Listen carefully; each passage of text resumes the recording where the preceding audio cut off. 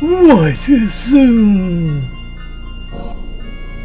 我先生。オッケー。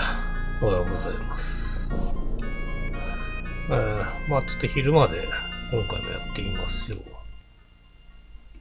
う。音が止まった。ちょっと待って、音止まってんな。ちょっとお待ちください。いやー、たまにあるんですよね。いやー。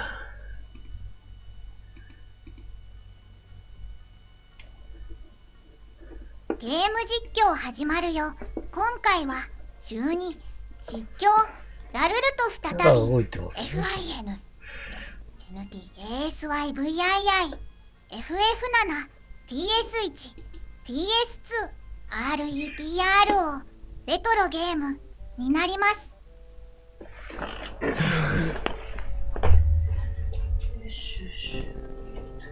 顔が出てるから確認するか。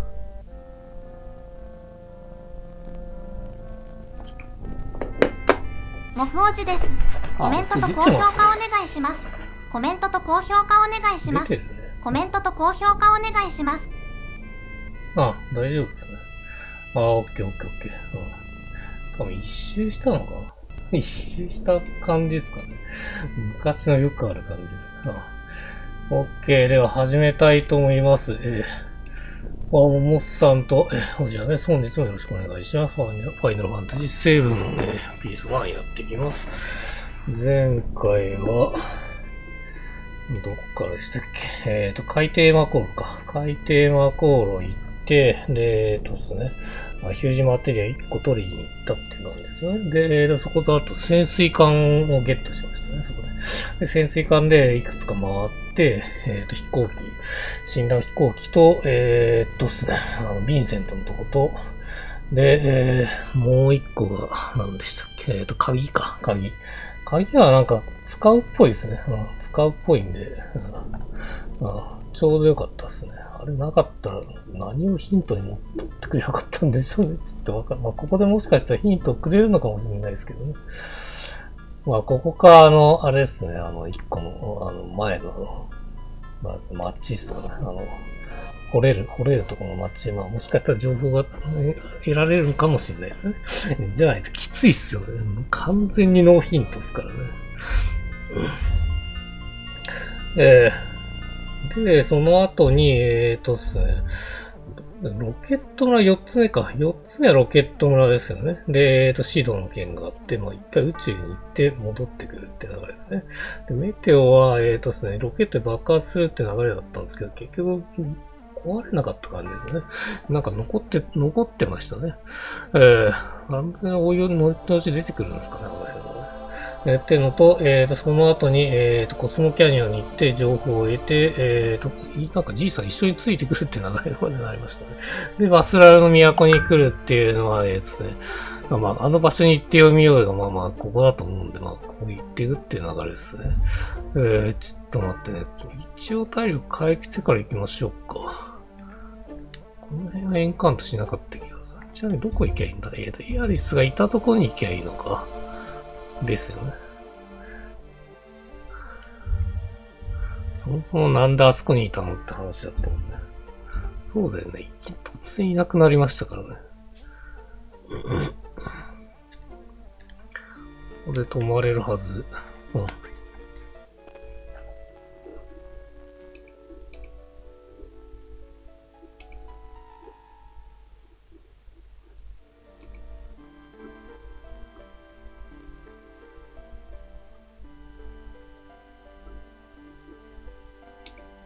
よし。というわけで行きましょう。どっから行けたっけな？真正面のとこっすね。はい。そうですね。下に降りる、なんか階段みたいなのが現れたんですよね。だからそこを降りて、ずっとまっすぐ行くと、エアリスがいたとこっすね。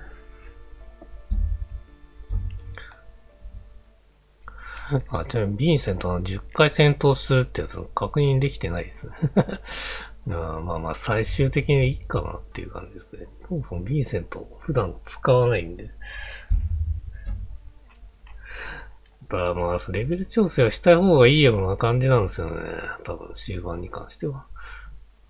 それは配信外を使ってうまくやってるしかないような気がするんで、レベル上げするとしたら多分ラストダンジョンだと思うんで、ラストダンジョンはちょろっと調整は必要になってくると思います。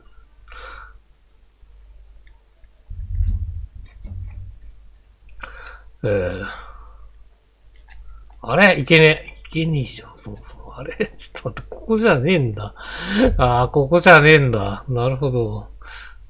じゃあ、奥にあったなんか、あれかな、祭壇みたいなところか。行ってみましょうか。魚が復活してやがるよ、チキショウ。前は確か夜に行ったんですよね。祭壇に行くんであれば、右から行くのと左から行くのどっちかですかね。まあ、とりあえず左行ってみましょうか。左なんかぐーっと回って、行けましたもんね。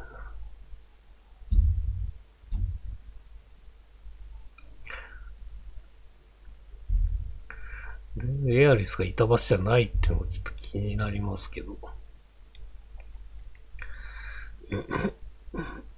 もう、他に行くとこないですから。しょうがないですね。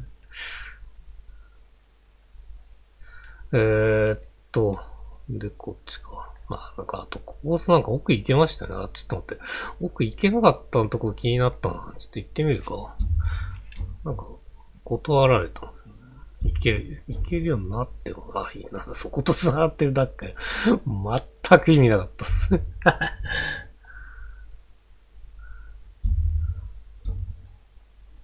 ここは来た。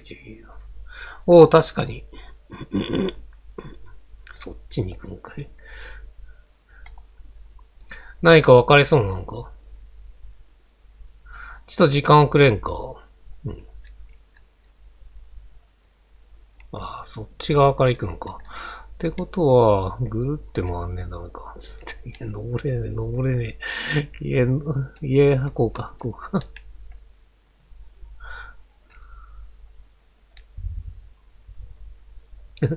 BGM 全くないですね。無音ですね。で、こうか。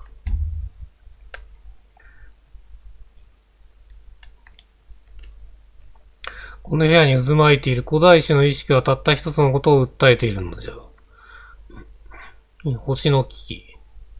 もう人の力でも終わりようのない時間の力でもどうしようもないほどの星の危機。そんな時は訪れたらホーリーを求める。ホーリー来たね。ホーリー覚えるんだ。求めようとな。ホーリー究極の白魔法、ホーリー。メテオと対をなす魔法じゃ。メテオから星を救い出す最後の望み。ホーリーを求める心が星に届けばそれは現れる。ほ。メテオもウェポもすべて消えてなくなるじゃろう。もしかしたらわしらもな。俺たちも。それは星が決めることじゃ。星にとって何がいいのか、星にとって何が悪いのか、悪しきものは消えてなくなるそれだけのことじゃ。ほ。わしら人間はどっちかの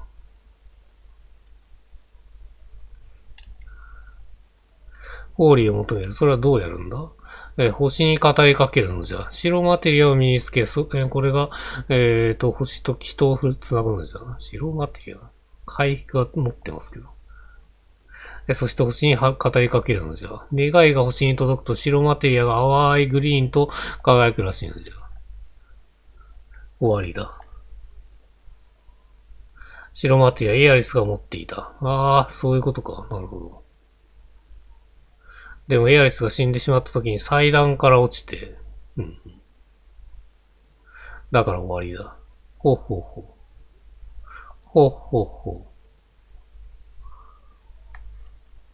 その祭壇の下に落ちろってことですかね。これを見るのじゃ。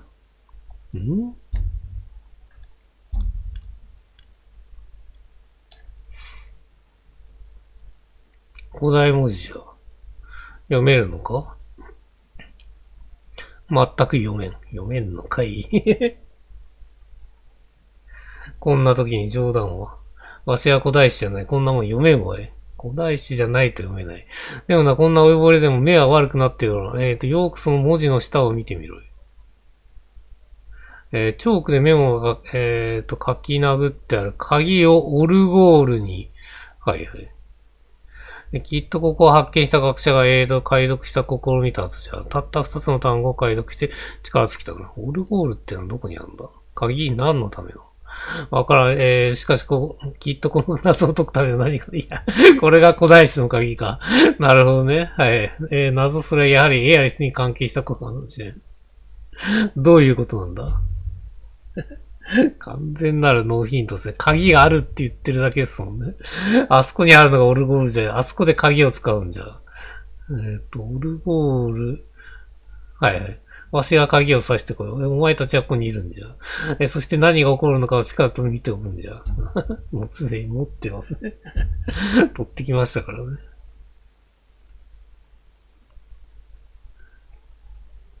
ほうほうほう。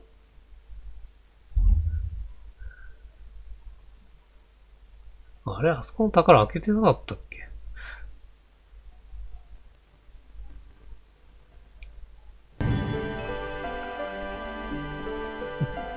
急に BGM モフおじです。なんでそんな猫背なのもさん。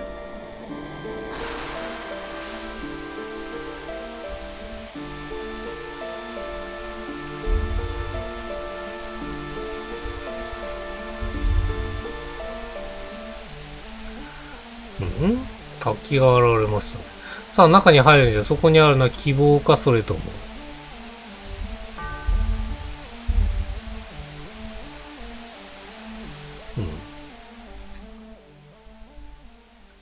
ここはイメージを投影するスクリーンになったのじゃ。見てみ、水のスクリーンに映ったイメージを。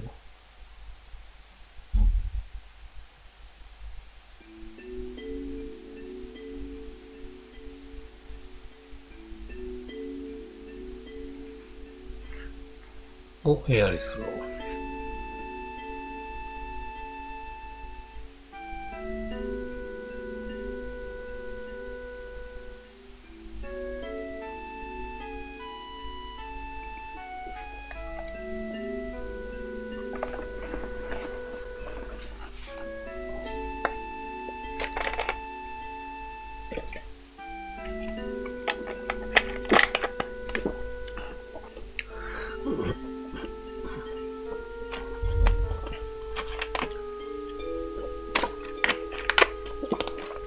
あれが緑になったマテリアですかね。輝いている。ほうほう、淡いグリーンじゃ。エアリスはすでにホーリーを唱えていたんだ。俺がセイヒロスに黒マテリアを渡してしまった夢の中のエアリスの言葉。セイヒロスを止めることができるのは私だけ。その方法が秘密はここにあると言ってたんだ。なるほどね。その方法を知ってたからか。それがホーリー。自分が持っている白マテリアの意味。白マテリアは自分が持っている意味。自分がすべきことをエアリスはここで知った。エアリスは俺たちの大きな希望を残してくれた。けれどもそれは、エアリスの命。エアリス自身の未来と引き換えに。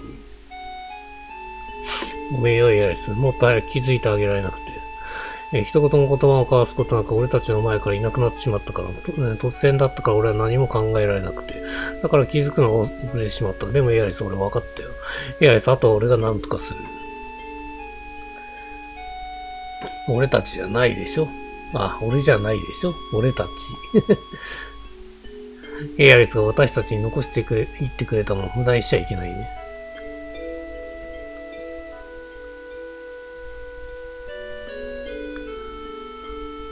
ありがとう、エアリス。エアリスの星は星に届いていた。それは、白マテリアの輝きを見ても明らかだ。でも、ホーリーはどうしてホーリーは動き出さない？ティファとユヒを連れてエアリスのことを考える。女のことしか考えてないですね、クラウス。なぜだ？邪魔しとるもんがいるんじゃ。あいつか。あいつしか考えられないな。セフィロス、どこにいるんだ？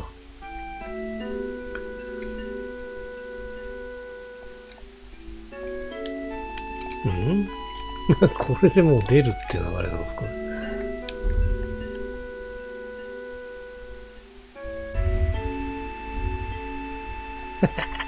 いや、イベント発生しましたね。なんだ？ひそひそすみません。ちょっとびっくりしたの。お、ケットシーですね。どうしたジュノンのキャノン、が、ノーナってのは覚えてますか？あれ実はルーハウスが運んだんです。運んだってあんなでかいものどこになぜ？ルーハウス、あれでセフィロスを倒すつもりなんですわ。あの大砲はヒュージマテリアの力で動いています。でもヒュージマテリアロケット作戦で、使ってしまったから、もうあの大砲はあのままやと使い物にならんのですわ。せやから移動させたんです。マテリアの魔法の力が最大限に集中できる場所に。おっとそれで、それはどこなんだ？どう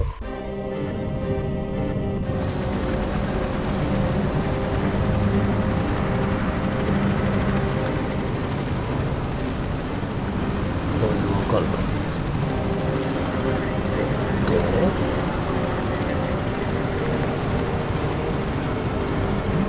これはミッドワールですかね？どこだろう？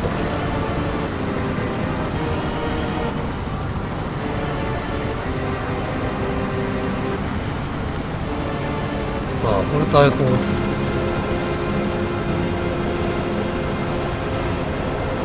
なんかミッドガールっぽいですね。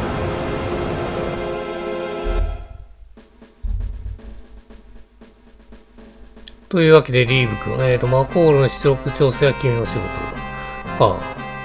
キャハー、調整なんていいわよ、リーブ。出力全開でガーッといくの。それにしてもさすが社長。セフィロスを倒せばメテオも消えるとは目の付けどころが違いますね。社長忘れないでおいてね。ミッドガールのマコールの力で、砲弾を飛ばすのは私のアイデアなんだ。魔鋼キャノンの、砲弾は本当に北の果てまで届くのだろう。キャハ。もちろん。でも社長、魔鋼キャノンなんて言わないで。この新兵器の名前は、シスターレイユ。ネーミングセンスよ。魔鋼キャノンでいいじゃねえ。いや、あれをヒントにしていけって流れなの。まさかの。わかりづらすぎでしょ。あれなんでいけんこうでしたっけこうでしたっけいや、わかりづらいな、ここ。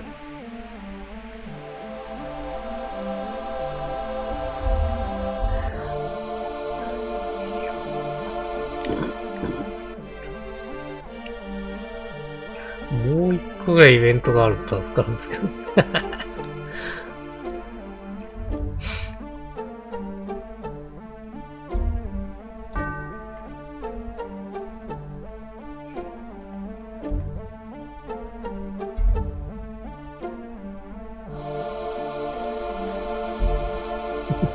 いや、この戻る、めんどくさいっすね。飛空艇まで戻るの。結構距離あるぜ。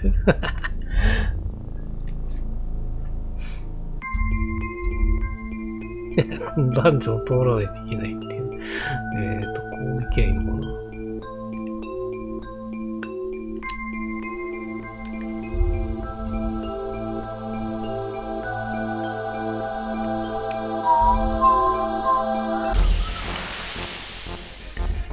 にゃにゃにゃにゃにゃにゃん。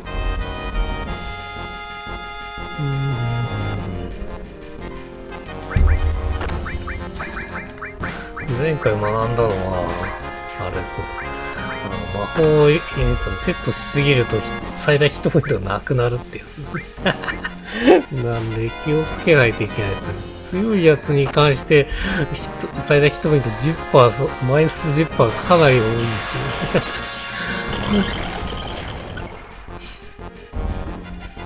全員死の宣告してるんだ。めんどくさいっすよ。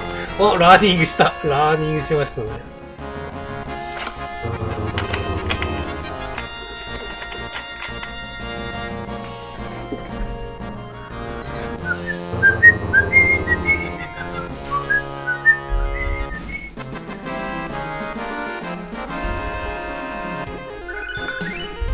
封印がレベル上がった。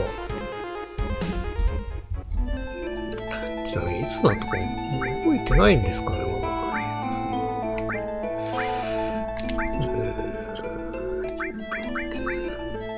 誰につけしたっけな。これか。あ、いつな覚えてんな。あ、いいっすね。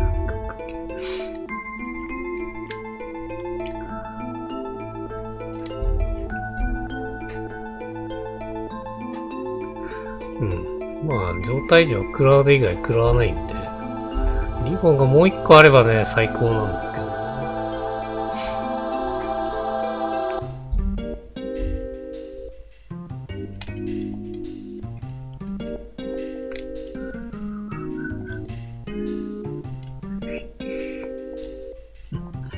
いや、めぐしい情報なさそうっすね。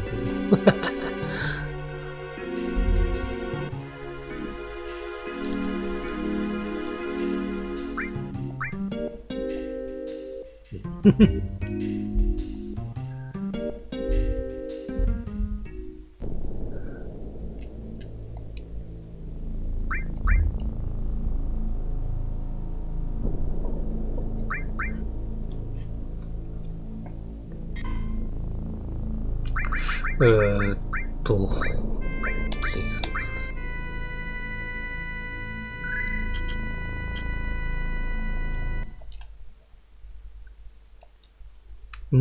おっとモフオジです。てますね。現状目標は60代近くまで配信をやってその後は自分の過去配信を見る生活を送りたい。結局最後までゲーム人生になりそうだが。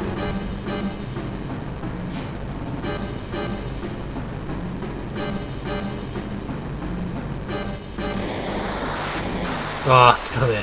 いや、ウェポンだ、ウェポン。来ましたね。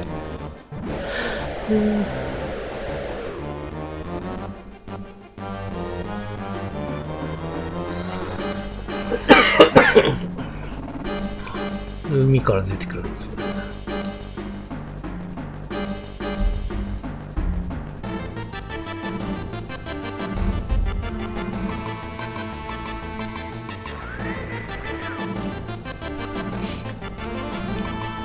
どうしたい？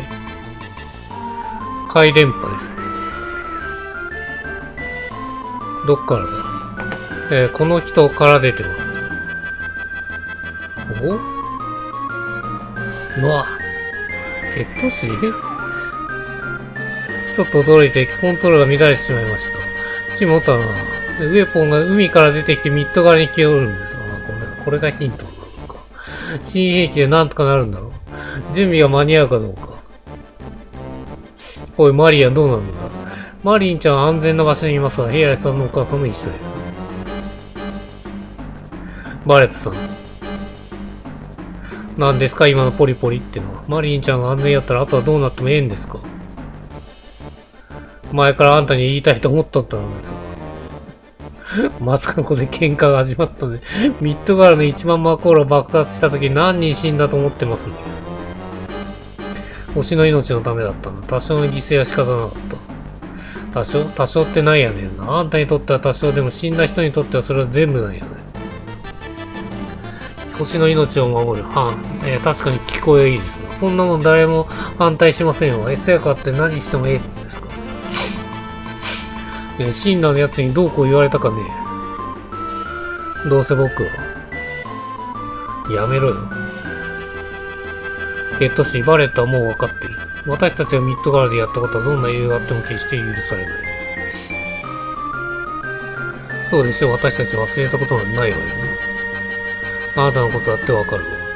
あなたが会社を辞めないのはミッドガールの人たちが心配だからよね。クラウド？よし行くぞ、俺たちの手でウェポンを倒してやる。クラウディ。いやー、もうウェポン戦が待ってるってことか。あんな化け物に勝てるのか、少しは勝ち目ってのがあるんだろうな。そんなことはわからない。マジかよ。しかし、だからといって放ってはおけない。ミッドから行ってウェポン戦うのさあ行くぞ。脳筋の考えじゃねえけど。いやー、まあ、頑張りましょう。いや、いいっす。ここに来てミッドガーに行くって流れが面白いっすよね。最初の時以来行ってないっすもんね。というわけで、これ、そのまま入れんのかな？いや、こう降りて入らないとダメかな。もう入れないっすよ。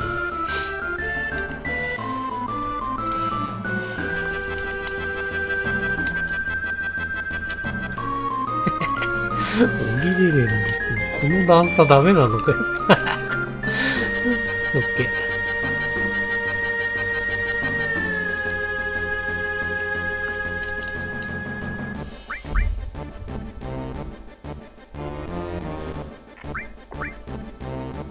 さあ、シンラビルに行けばいいのか。も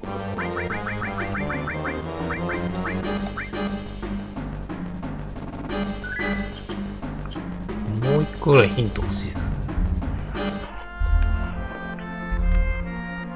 お、誰かいる。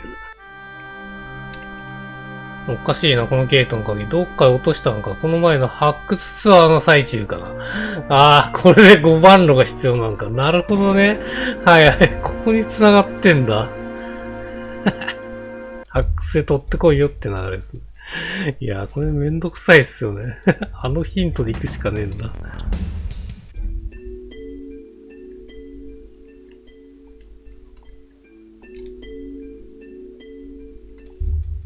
とりあえずどこに向かってやるの？シンナビルってことは、あそこ経由で行けってことですかね。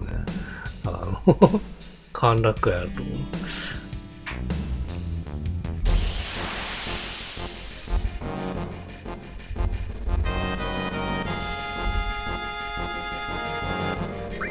あそこしか行ける方向がないっす。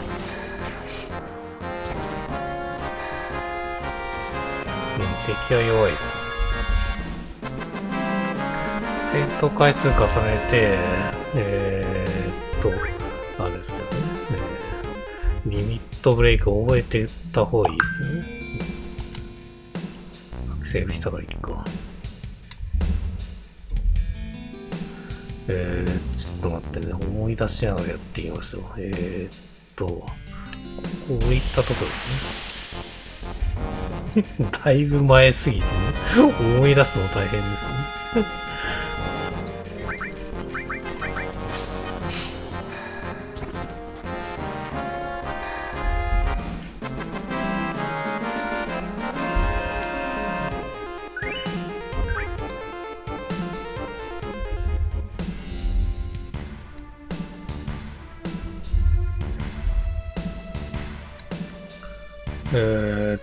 ここ町か。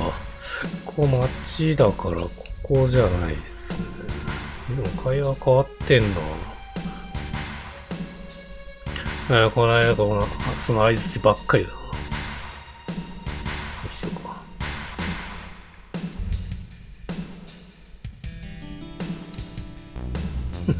まともな情報はないですね。ちなみになんか装備とか見てみましょうか。さすがに新しいの出てないとは思いますけど。出てないですね。こういうかとこうか。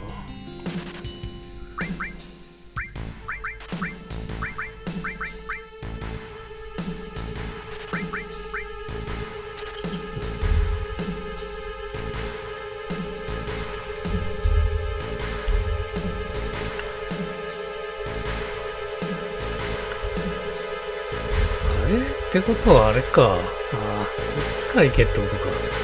なるほど。ここだ。いや、これ歩っていくのめんどくさいっすね。こうだって家とか出てくるんですよ、家。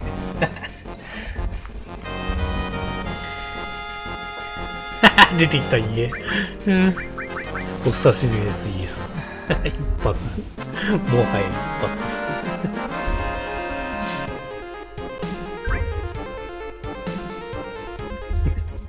いや、なんかショートカットルートみたいなの欲しいっすよね。これめんどくせえわ。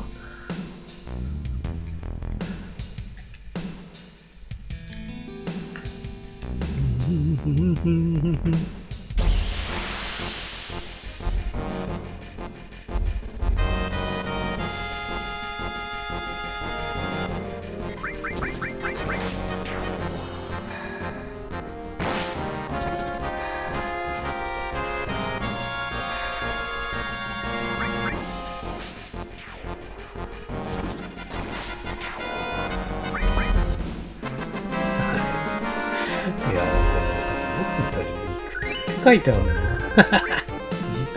これもしかして外にいたってことですかね。いや、そういうことか。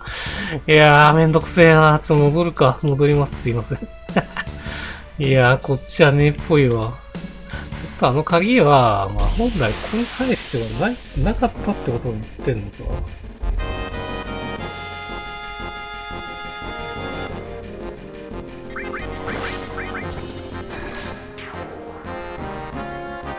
ぽいっすね。順番が間違ってますね。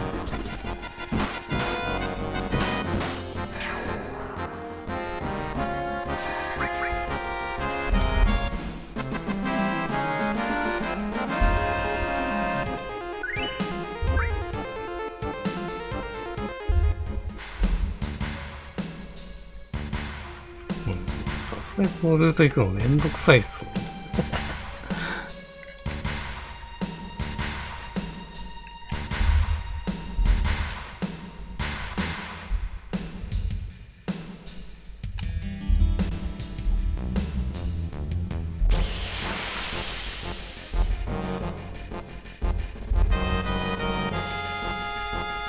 木王子です。おかんだ俺が生まれる前に階段にこけたらしく、観察しろ。ケツにあざが少し残ってるんですよね。ひどい話だ。泣く日。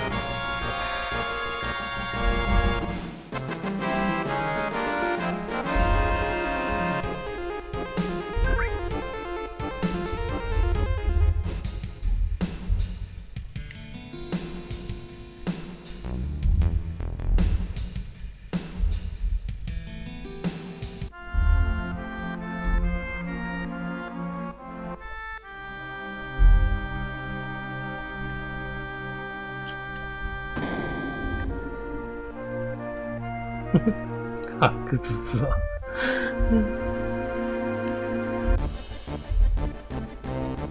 BGM 変わったあれちょっと飛空艇の探索してみましょうか。もうめんどくせえ。くそ。ちょっとかすっただけで入っちゃう。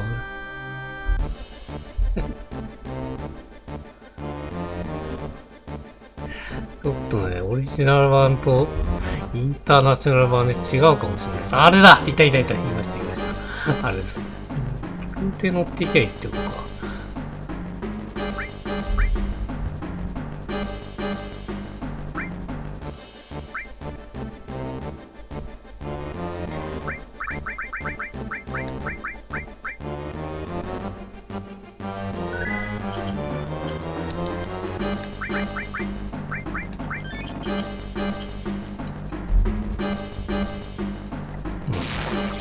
おい、ハイウィドウ壊す気か。地上で迎え撃とうぜ。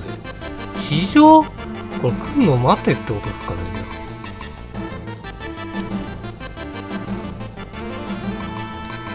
ゃあ。ちょっとずつ近づいてますね。これ待つしかなかったんだ。おっせえ。おっせえ。直前でちょっとセーブしましょうか。勝てるかわかんないね。強そうっすもんね。ウェポンってこともアルフテーマウェポンとか、そういうタイプと同等ってことですね。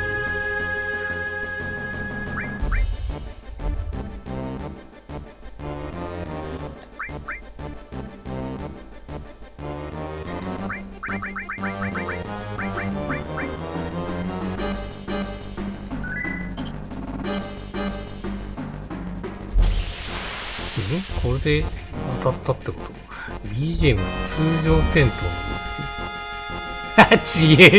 違う。普通のエンカウントしやがった。くそー。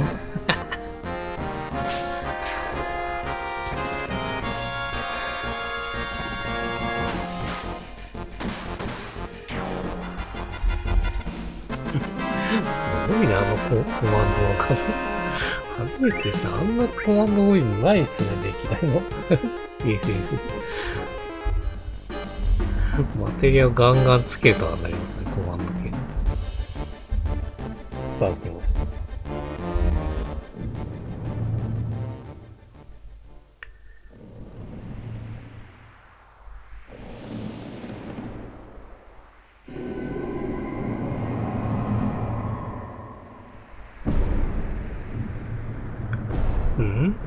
どうしたんだこれ。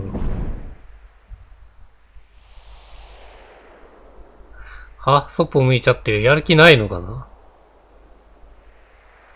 いや、何かを感じてるんだ。そう、殺気を感じている。飛空艇に行きましょう。戦闘ないないんだ。おっとやばい。はよ、ここは離れるには、でっかいのがでっけえのが来るぜ。社長、シスターレイの準備は整いました。このシスターレイを撃つのか。いつでもいいわよ。やれ。比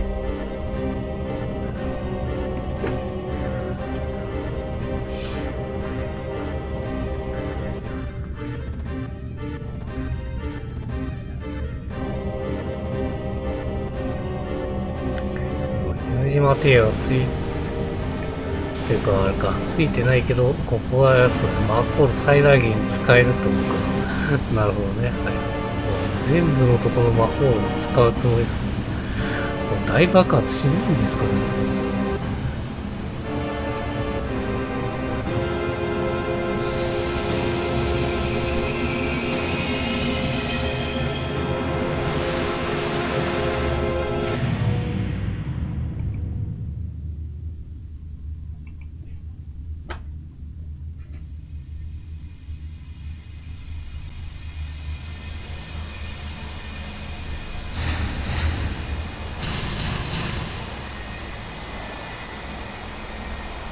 でもこれセキロスに対して撃ってると思うんですよね。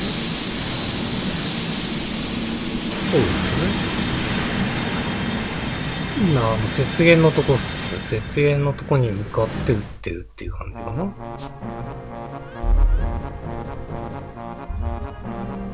セキロスを眠ってるまんまっすね。ウェーポンが起き始めたな。さっきの動きですね。守ろうとする。ぽいですね。どこに向かって撃ってんの？ミッドガールだ。マリーン。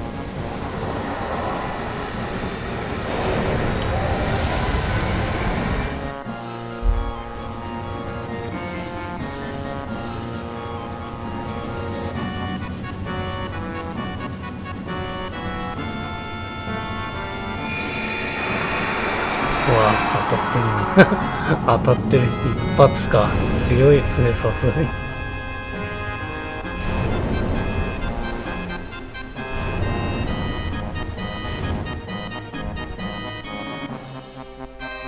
すげえ。ウェーポンを突き抜けた。そうか、狙いはセフィロス。北の果てのクレーターだ。やっぱそこに向かう感じなんですか。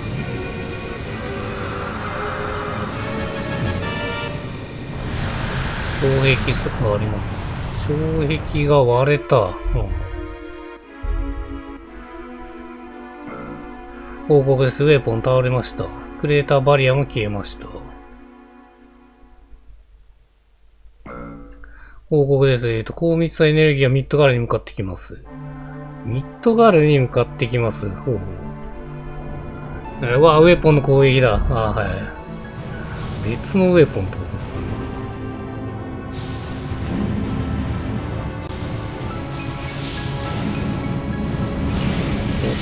まさかルーハースこれで死ぬのか。爆発してるもん。ピンポイントでルーハース狙われましたね。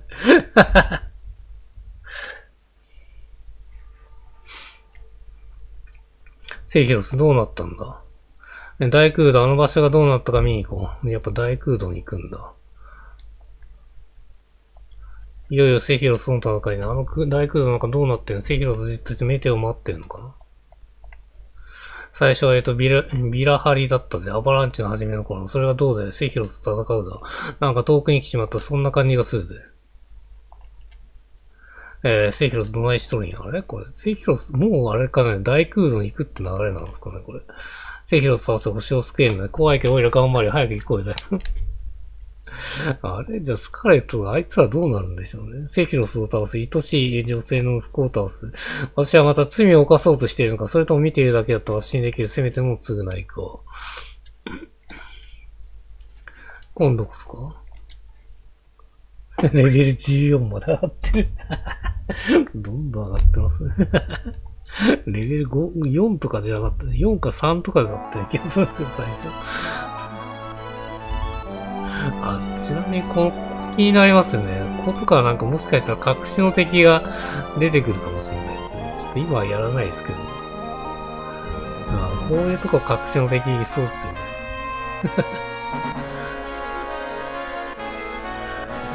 特になんかある、建物があるってわけじゃないですよ。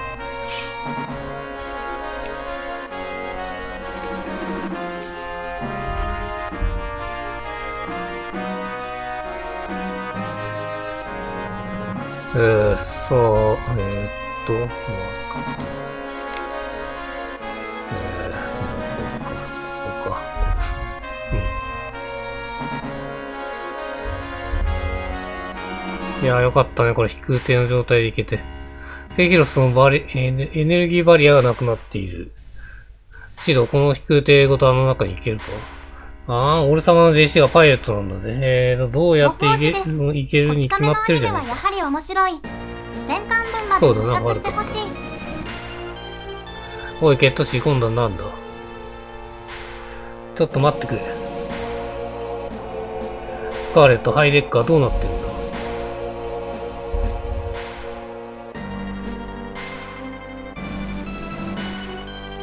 だ。わからんね。社長と連絡が取れない。やっぱ社長はもうやられたんですよ。社長はない。シスターレイの方や。キャハ、なんだよリーブ。おかしな言葉を使うね。そんなことはどうでもいいんや。魔航路の出力が勝手にアップしとるよ。おっと、ちょっとまずいよ、それ。あと3時間は冷やさないとダメ。リーブ止めなさい。それができないんだよ。操作不能でやねんや。何者かが本体操作に切り替えています。こちらから操作できません。本体誰が？おい、本体呼び出してくれ。誰かの仕業？うん、どうしてお前が指示するんだ？細かいことはどうでもいいや。急に偉くなりましたね。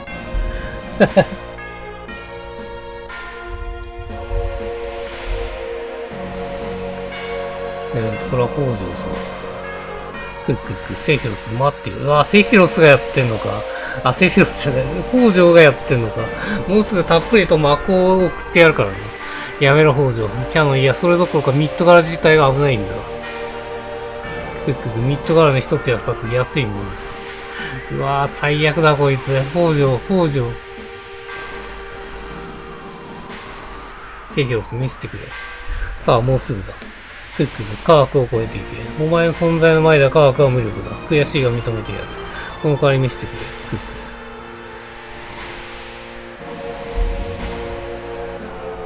ク。やばいっすね。これミッドガル崩壊すんのかな。おい、ケットシー、なんとかしろ。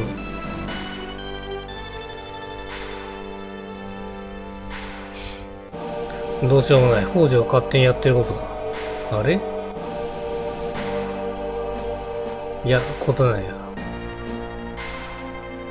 もうとっくにバレてるよ、リーブス。やっぱリーブだったんだ。なるほどね。だからあのシーンになったのか。今更正体隠してもしょうがねえだろ。マコール止められないのか。止められへんねん。最初のコールとか出てこなかったのに急に出てくるようになったね、リーブス。お前死んだの人間なのどうして無理なんだよ。てめえここまで来て俺様たちを裏切ろうってんじゃねえだろうな。信じろと言っても無駄か。この大バカ野郎、俺様に言ってることがわからねえのか。ねえ、死んだもクソも関係ねえ。男ならいや人間ならこの死を救ってやるんだって気にならねえのかよ。あかんねえ。魔航路を止めたら大変なことになるんだよ。なんでだ、バルブを閉めればいいんじゃねえのか。そうや、魔航路の組み出しパイプのパイプの、バルブを閉めるのは簡単や。でもな、魔航路はエネルギーが地中から抜け出す道を開けたんや。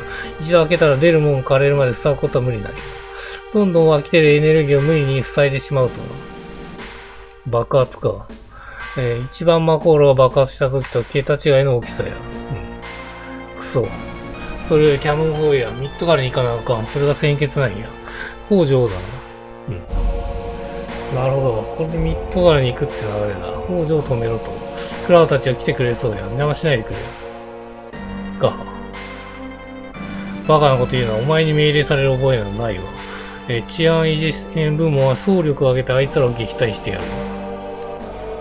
あいつらのせいで俺はな、そんな個人的なことを。社長は死んだ。俺は俺のやり方でやる。が。いや。相変わらず笑ってますね、この二人。ハイデッカー、例の新兵器使おうよ。うわー、捕まるんだ、これ。おい、待て。クラウドみんなすまん。でも。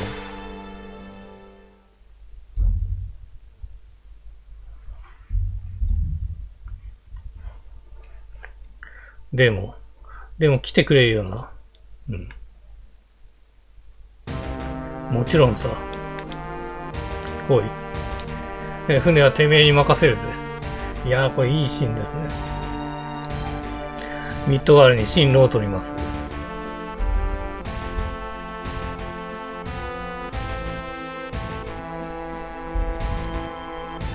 あんなおっさんがね、いいこと言いますよね。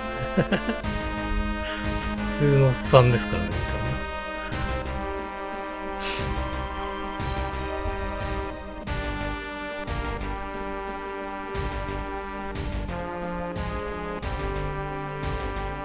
セヒロスより前にまず、シンラーをどうにかしないといけないですね。おっと、ウェポンがいるよ、あんなとこに。ちょっと待って、あんなとこにいるんですけど。これ戦闘になるのかな、言ったら。まさかのあんなとこにいますね。まあ、あそこから要は弾を撃ってたってことですよね。いいっすね。BGM いいっすね。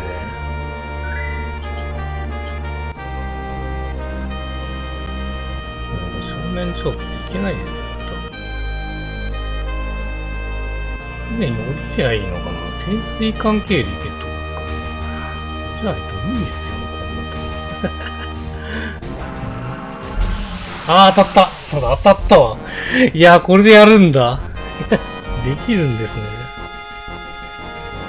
来た。ちょっと待って、来たわ。マジか。ちょっとね、この本気モード行った方がいいかもしれないですね。バハムートレーシング。バハムート海。相手に届かないとか言ってるし。回復してからだな。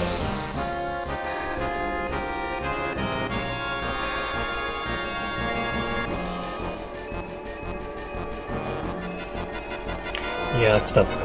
霊式は初めてですよ。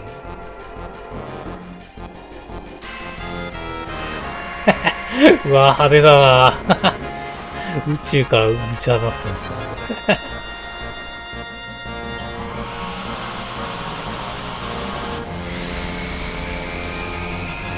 ぶちかませー。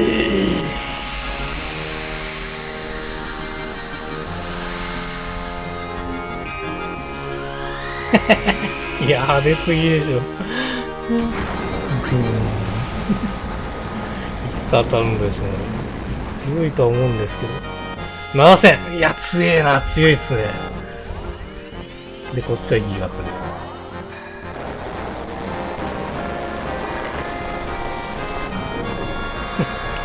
3回使えるのでっかいっすよね。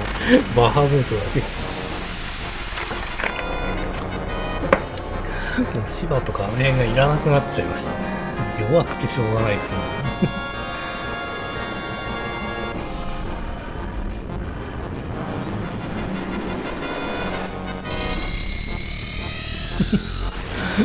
それはね、長い。とにかく長いですね。頑張って作ったのに。見ますけど。5000の。アルテマビーム。いや、ちょっと待って、なんで間に合わねえんだよ、回復が。いや、死んどるやん。ちょっと待って。死んでるわ、やっぱり。いや、回復が間に合わねえの地獄っすね。こうですか。いや、もうとにかく生き返らせてからじゃきついっすね。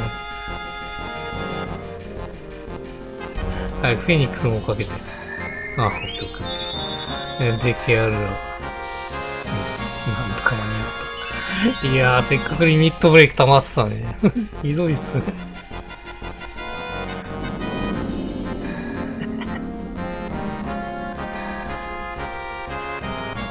あれ逃げた？いや、逃げやがった。いやー、これあれか。ターンがあるんだ。マジかよ、ターンあんのか、こいつ。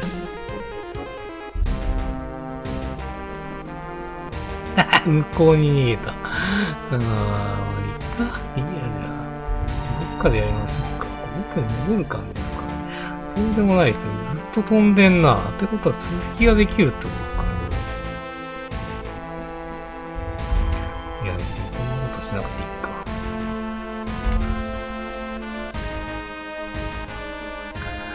なんか言って、リミットブレイク。おい、クラウドどうするんなんだこのシーン。なんだよ、レベル14リミットブレイクって。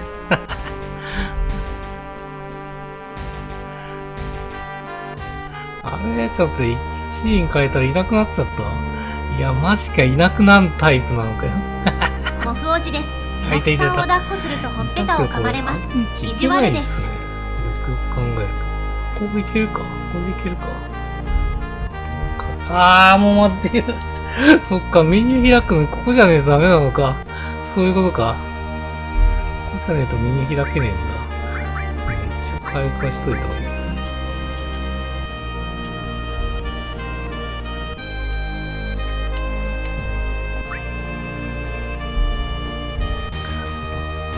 何回も戦えるんだよ、まあ。なんとかなりそうですね。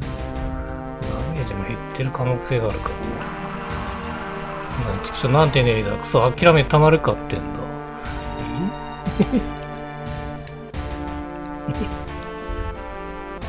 ろから行けばってことですか。正面からだとダメって。いや、これすごい鬱陶しいんですけど、クイって曲がるんですけど、クイって。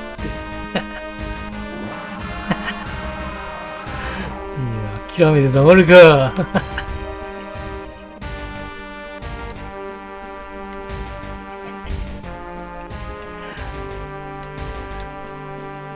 どうすりゃいいんでしょうね、これ。諦めてたまるかってんだ。ずっとっすよ、ずっと。いやー、これはちょっとわかんねえな。ちょっと待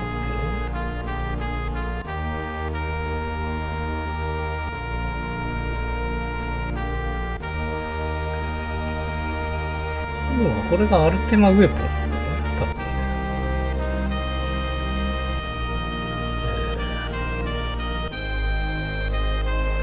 そうですね。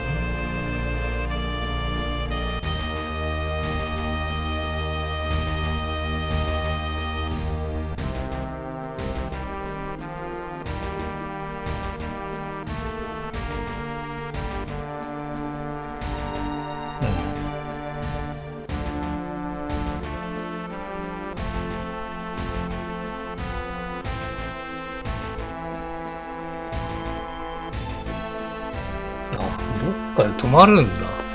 これ待ってるしかねえんだ。いや、これ、今のですね。カートで待ってるんだよ。いや、だって止まってんじゃないこれ。放置してただけじゃん。スッて止まってくれればいいんですけどね。全然違う方行ってるもんな。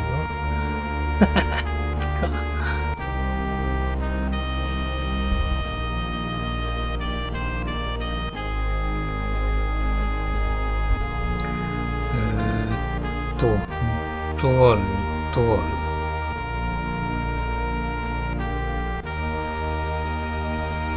ちょっとやべやに止まりたいっすよね。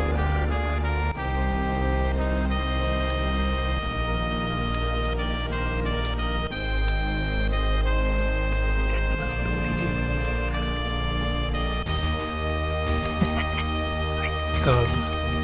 オッケー。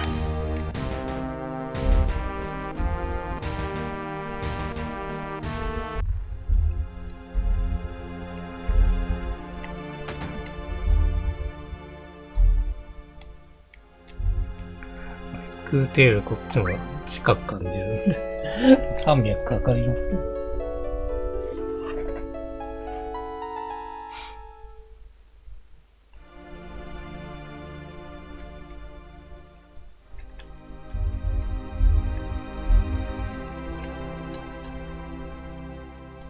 ああ、この辺の会話も変わってるんですね。なる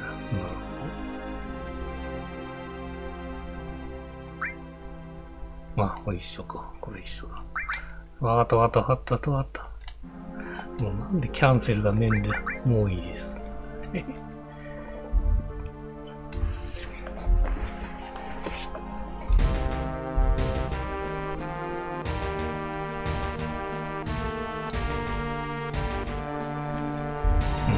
っからっていいっすね。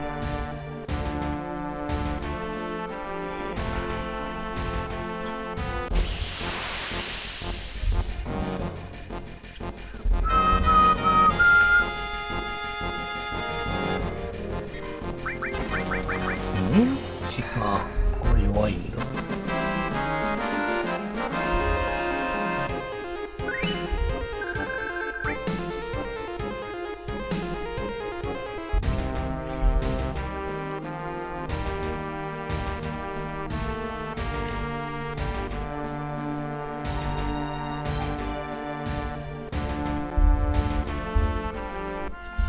なんだよ、こっからどこに行きゃいいってことっす。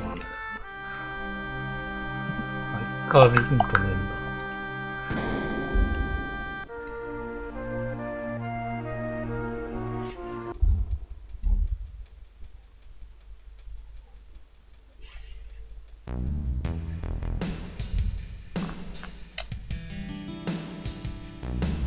もしかしてこれ、引く手の状態でいけるってことですかね。ああ、そういうことっすかね。引く手の状態行ってみるか。また、これだとどこ行けばいいかわかんないっすもんね。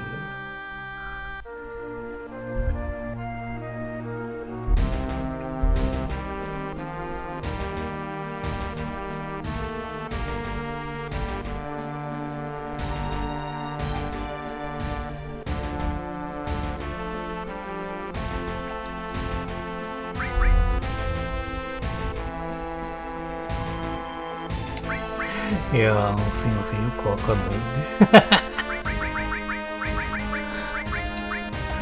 あ、なんか、やってれば進んでいくとは思うんですけど。よし。ああ、やっぱそうですね。いや、この状態でいけるんだ。そうですね。リミットブレイク状態ですからね。で、ミッドガラに到着しました。クラウド、着いたと言ってもミッドガラは限界態勢だ。スラムからの侵入できねえぜ。スラムからの交通機関が完全封鎖みたいよ。おいおい、何のためのハイウィングだ。俺様たちは、今どこにいる？ああ、どこってここは。地上がダメでも空があるじゃねえか。よし、パラシュートでミッドガラに降下するぞ。ああ、便利っすね。これは便利だわ。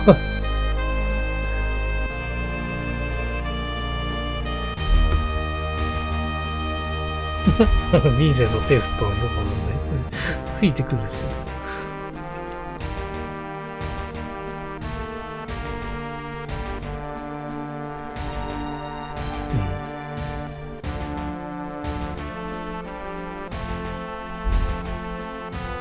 すげえ、このミッドガラ編の締めをくくるような演出っすね。効果のメンバーを決めてください。メンバーチェイジにしますか。これでいいと思いますよ。決定しますか。はい。行くぞ。じゃあ降りたらいきなりダンジョンってことですかね、もしかしたら。結局全員で降りんじゃねえ。まあ、セーブオンでいけば入れ替えできるってことですよね。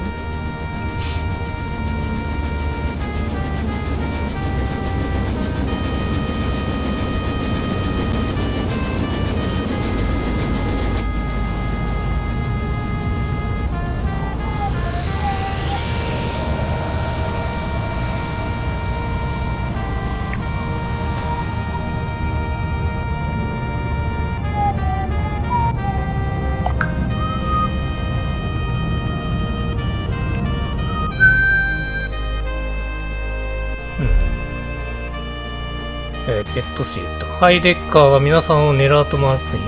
そやから外は危険です。地下を通りましょう。地下。こっちってこ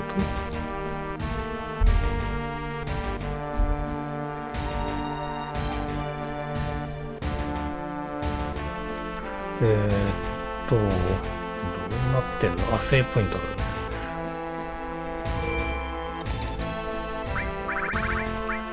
ピッチもあるから、まあ入れ替えはここでできるってことですね。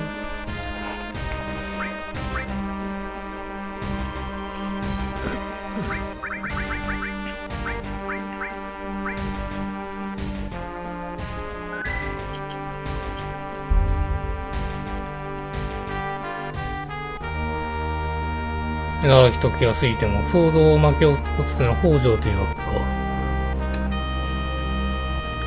おう、サクサクと行こうぜ、サクサクと。おいら北条にいろいろ恨みがあるからね、早く行こ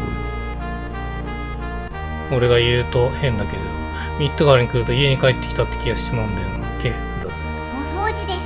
喉が弱いのでほぼここが入活用り口ですできていませんが、実はダイビングのライセンスを持っています。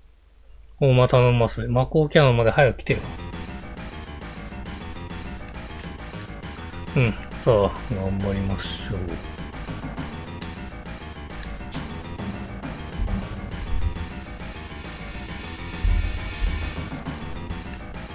宝があるね。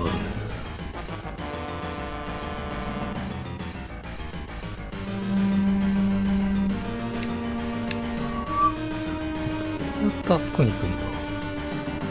あそこに行くか。登れんの？っていうタイプではないのか。すげえ宝いっぱいあるんじゃねえ。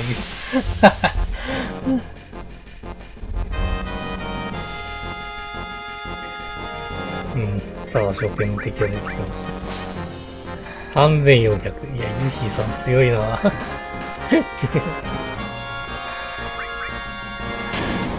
ユヒの連続キーのがいいかもしれないですね。武器は最強なのね。3500っすもんね、まさかの。いや、そうするか。ティファの武器が手に入るまでは。やっぱ今、ユヒが一番強いっすね。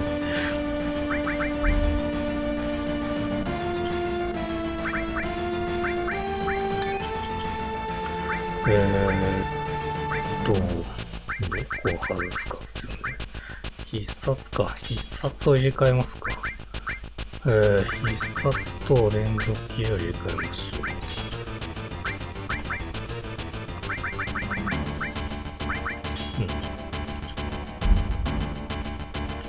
で、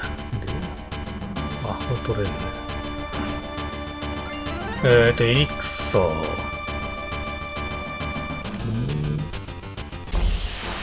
そっちにもらう。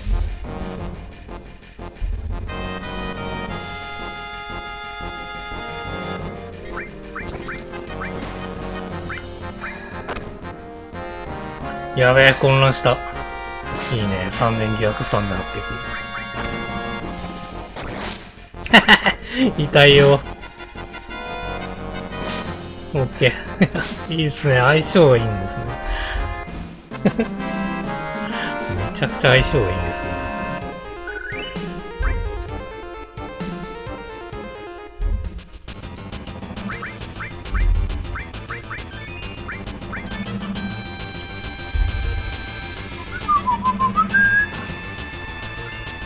ラストエリクサーだ。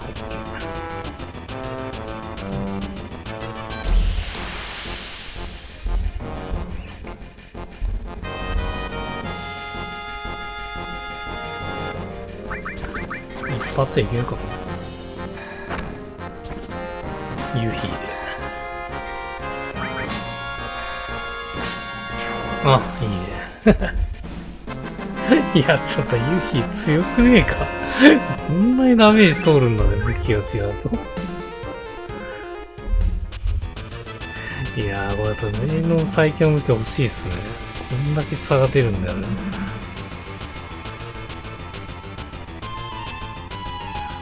最終調整しっかりやらないとっすね。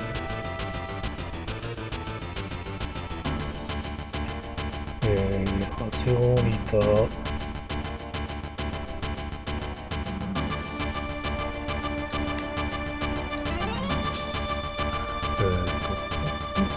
このはしごで1個宝があるのか。いや、ちょっとこれ移動できちゃうのかよ。あれちょっと待って。ちょっと待って。これなんか、角度変わってる？いけないんだ。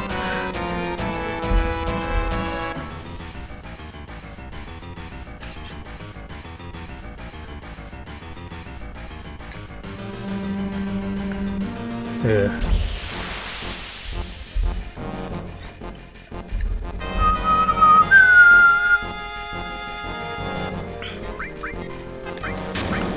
続系こっち。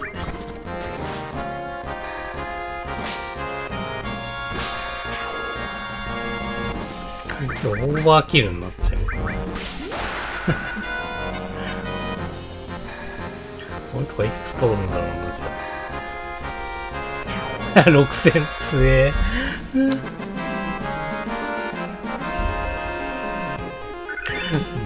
なんか覚えたやつかも新しいの。いや、いいっすね、いいさ、どんどん覚えていきますね。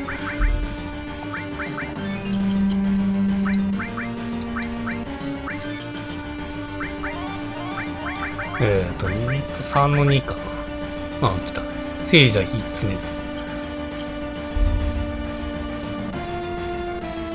いや、4になったらめちゃくちゃ強そうっすね、そう考える。今も火力があんなんだと。あ、これで上の宝借りしてるか。オッケーオッケ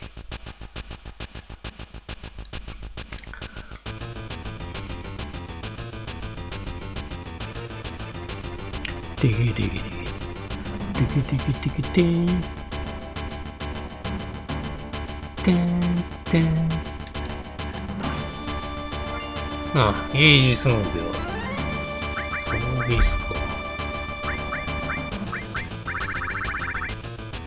4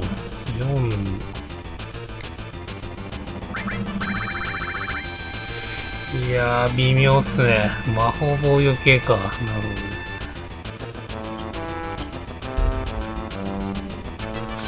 敵によっては使える感じか。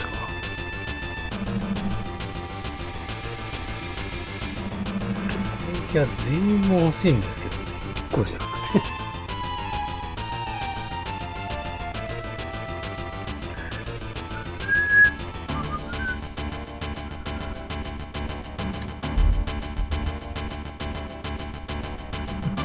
いや、もういやらしいですね。なんか、方向を間違えると、回収不可能になるっぽいですね。なんかもう1回しか来れねえってことだなって考えると。しっかり全部回収しないとダメですね。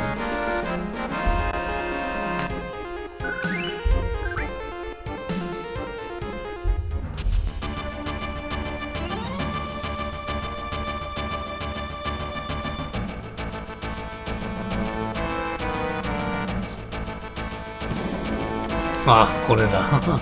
あ、確かに戻れねえや。もう一方通行じゃねえけど。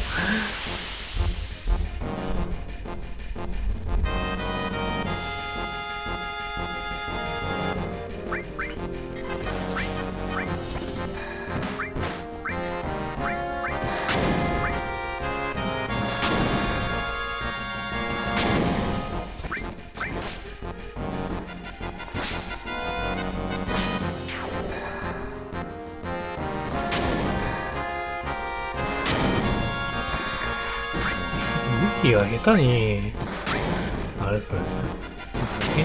召喚とか使わずに、殴らせといた方がいいかもしれないですね。こんだけ強い。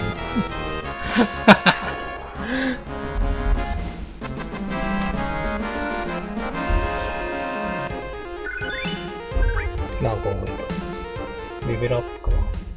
カウンターがいいですね。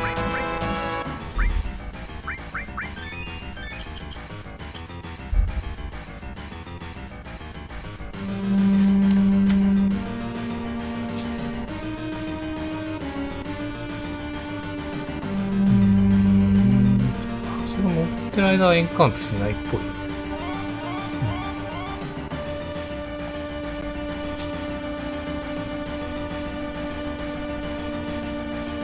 あれあ、いけたいけた。ここに来てま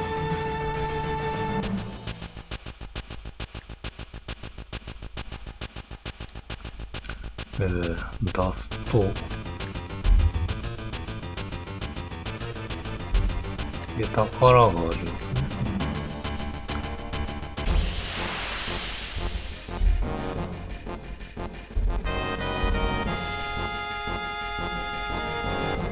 おっと、ベヒーモス。ちょっと待って、ベヒーモスが出てきやがった。大丈夫かな。いや、こんなとこで出てくるんだ。終盤ですもんね。いや、いいっすね。ユキのおかげで。なんとかなるっす。いや、でもユキ強すぎだろ、この武器。他のキャラの武器あれですかね、ラストダンジョンにあるのかなってこと。あ、じゃあ取ってね、取ってね。エリクソで、スターライトホンがゲットして木王子です。ホコリアレルギーなので掃除をすると喉をやられます。不便すぎます。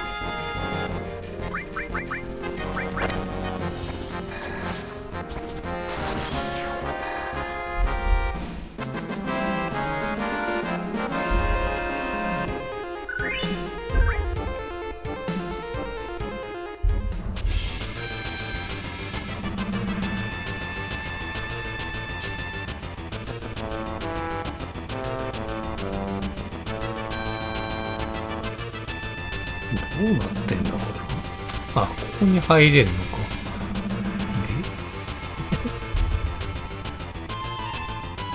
どこに行ったここか。あのはしごに登れってことですか。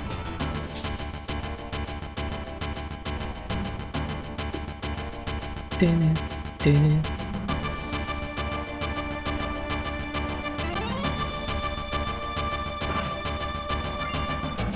マキシマムリー。なんでしょうね。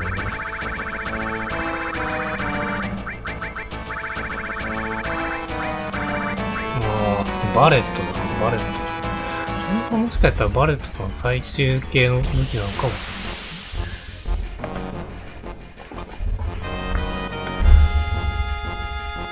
いや、クラウドとかはいいのが出てこないんですよね。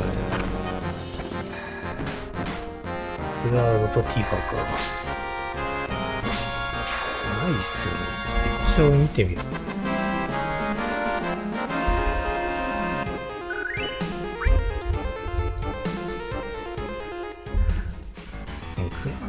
クラウドが多分あれですね。アルテマウェポンとかあの辺を倒すとなんか武器をもらえるとかそういう感じですかね。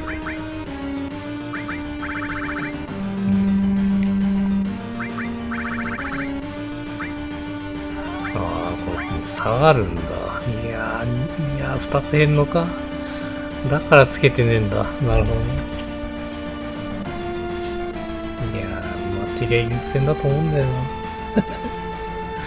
ちなみになんでこんなユキが強いかっていうと、これがいくつになって ?96 か。96とかだとめちゃくちゃ強いってことか。いや、でもクラウドの93ですけどね。よくわかんないっすね。何があんだけダメージ取ってんだろうな。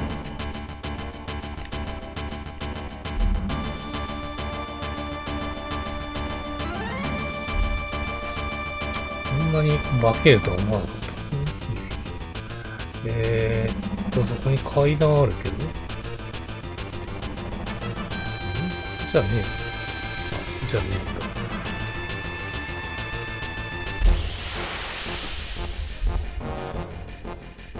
てれれれれん。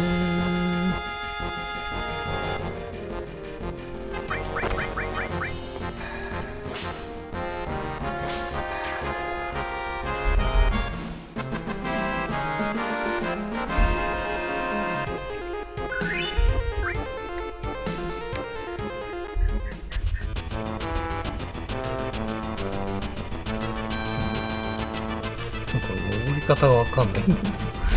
こっち側からか。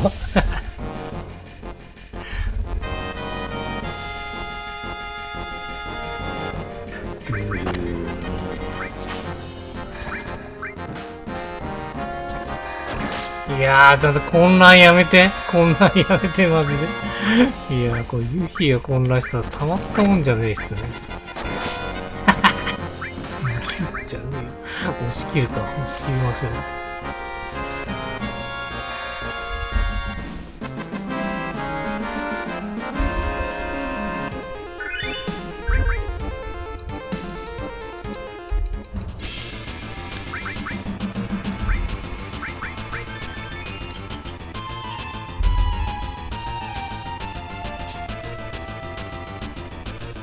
これがもう一つの階段か。これですね。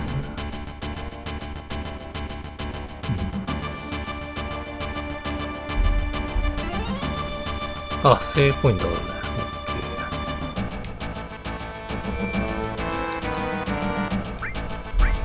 ドゥドゥドゥド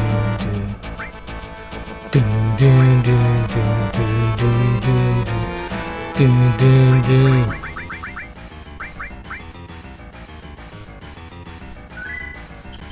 ミッドから8番が1か。もう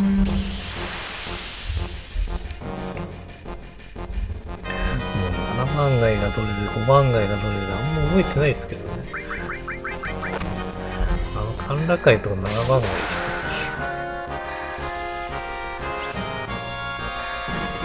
け。ドゥーン強い。いやクラウドのリミットブレイク強いっすね、やっぱ。メテオですよね。コメテオですよね。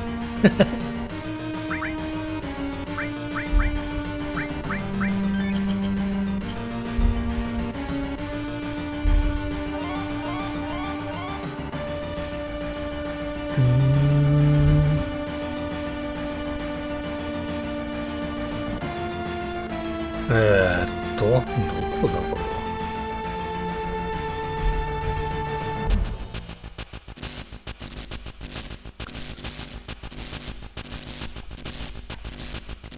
どこに行きゃいいのこれ。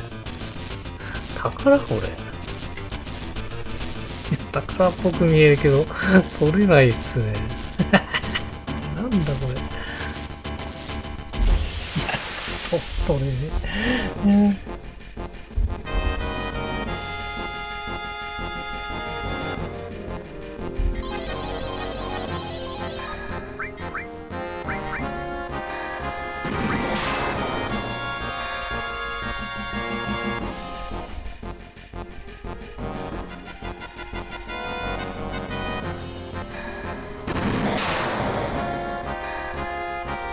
いやうぜ、スロー。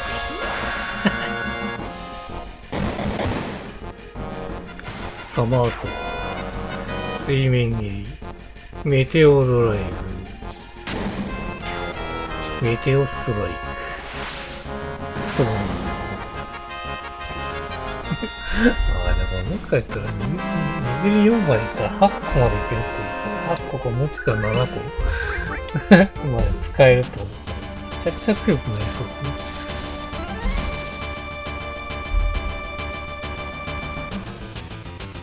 あれバレットがいた。なんでそんなとこにスッていう。こ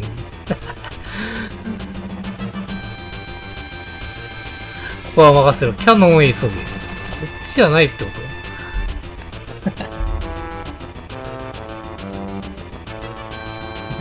ってんのかよくわかんないですね。またさっきと同じとこだよね。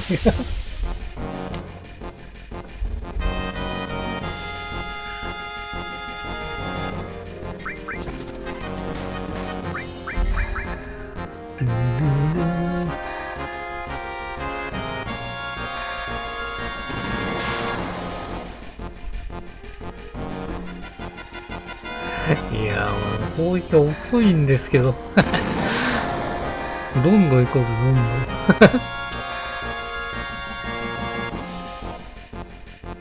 いや、おっせえ。何を読み込んでんだろう。マジおっせえ。こいつ、スローかけてくるくせにこいつが押せんの。よ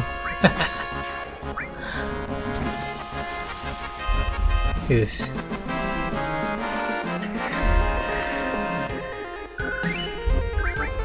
あ、すごいですね。ヘンテルタウンも2個とか言ってる。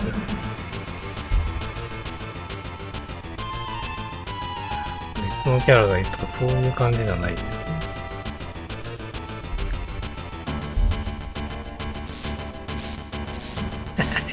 ね。いや、もう合ってんのかよくわかんね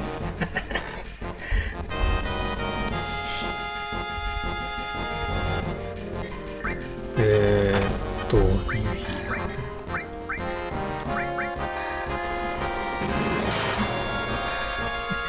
エンドレススローですね。ああ、せめてティファにして、ユキはやめて。ああ、クラッチとか、くっそ。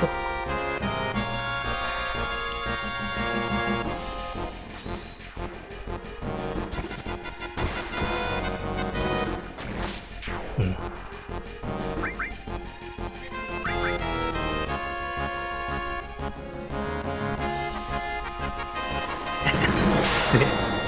おっせえ。そんなスローな演出いらねえよ。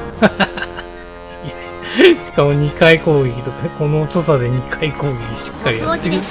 昔夜更かし人間ではなかったのですが、全日本プロレスだけは好きで見てましたね。馬場さんとハンセンのタッグが好きでした。ラリアット食らったら一撃。8700とかと。クリティカルが出ると倍か。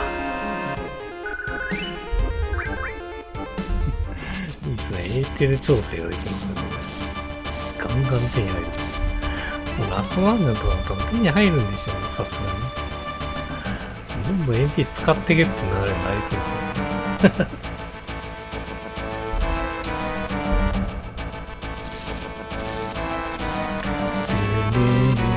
進んでんのかさっぱりわからない。でも合流してないですよね、バレットと。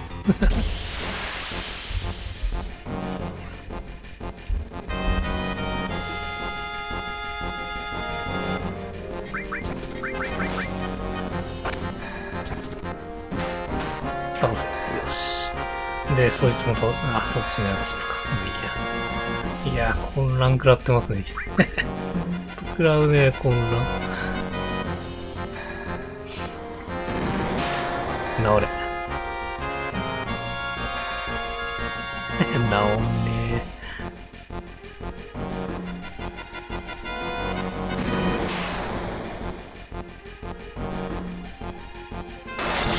え。シャキーンじゃねえよ。いやー、殺しやがった。ひでえ。シャキーン。くそ。いやー、エースの先やった方がいいのな。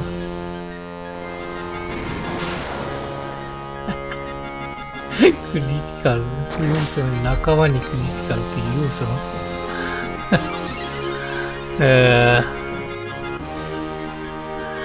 倒しちゃうか。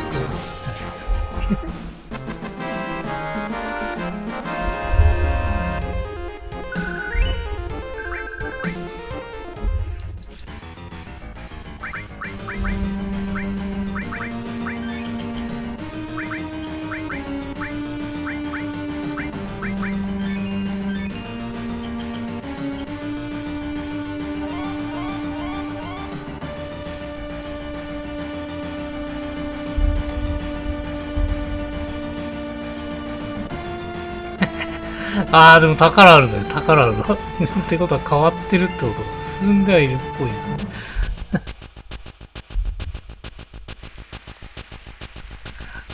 なんか水とか出てますね。左側ルートも気になるんだけど。ああ、あったあった。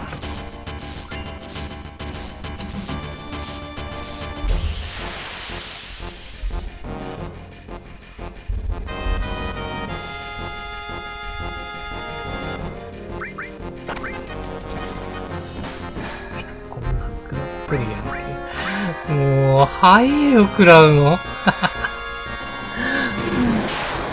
くるくるじゃねえよ。シャキーンいちいちクリティカル出してきやがる。もう、マジうぜよ。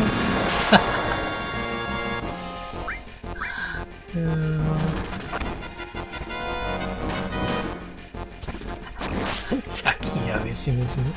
ダメだ、混乱で死ぬわ。これ、ちょっと待って、逃げねえときついよ。オッケー。いやー、きついっすよ、クラウさん。クラウさん、きついっす。じゃあ、混乱対策した方がいいっすかね。持ってるかな持ってるかな持っててほしいっすけど、ないな。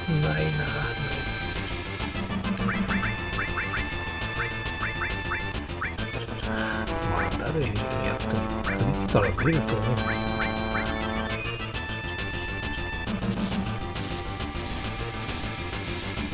あ、レッドが言いましたね。匂いはキャノンはこっちじゃない。戻ってる。また顔の返し上げしてみましょうか、とりあえず。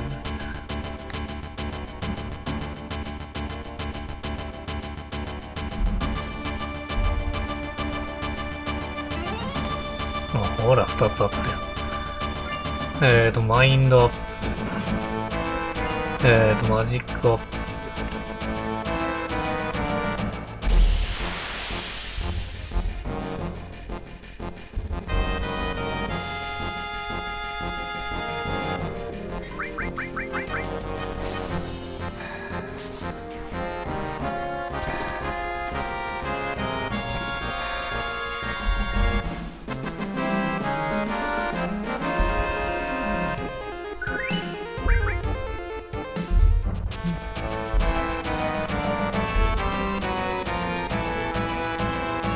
おっと、セーブポイントあるね。セーブポイントとマテリアっぽいのなんだ。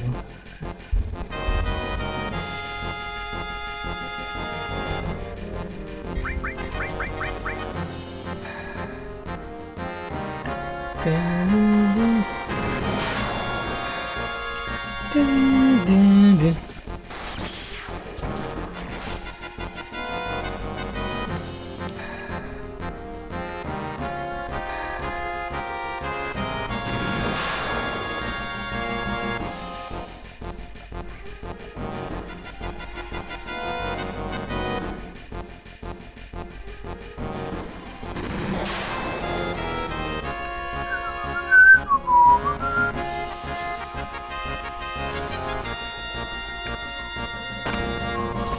混乱。いやー、混乱がうぜ。よし。ほい。ほぼ 100% 食らうの、この一個だったら。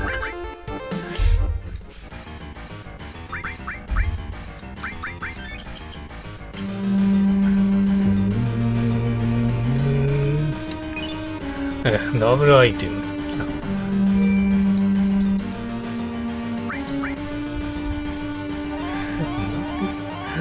さっきのところは、あれですね。宝箱のルートが全部記載されてたのに、こっちは記載されてないんで。必死で今探してますけど。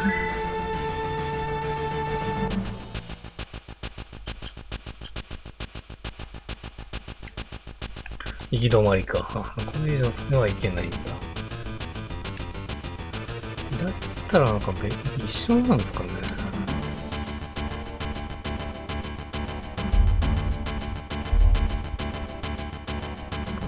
回収アイテムは全部やったって感じですね。まあ、反対側にどんどん行けってのはあれか。最初に下に行ってた。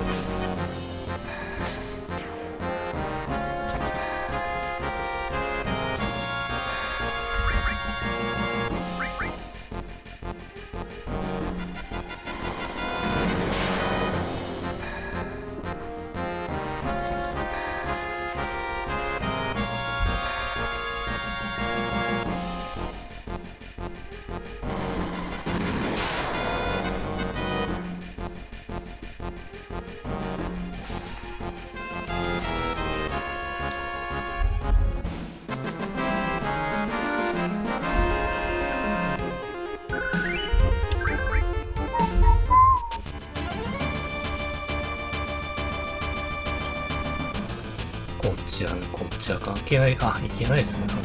だから、こっちを行くしかねえんだ、ひたすら。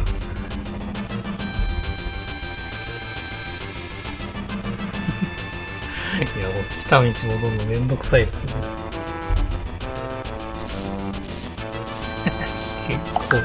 結構移動しましたね。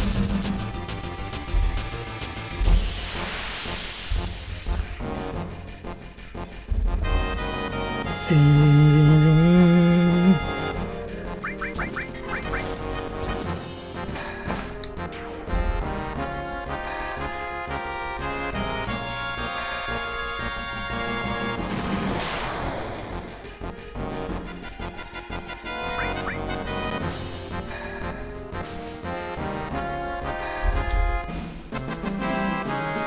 うん。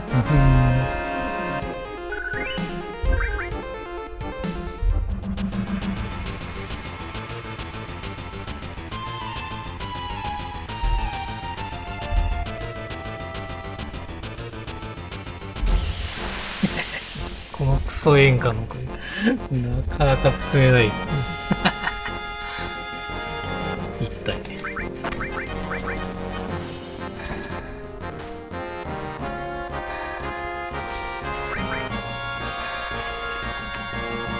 モフおじです。チャンネル登録、高評価お願いします。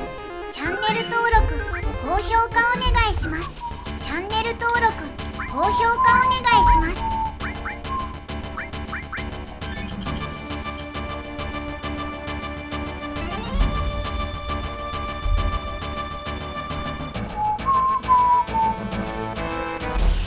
ドゥドゥドゥドゥ投げいやー、またお前かよ。息をこっちにしましょう。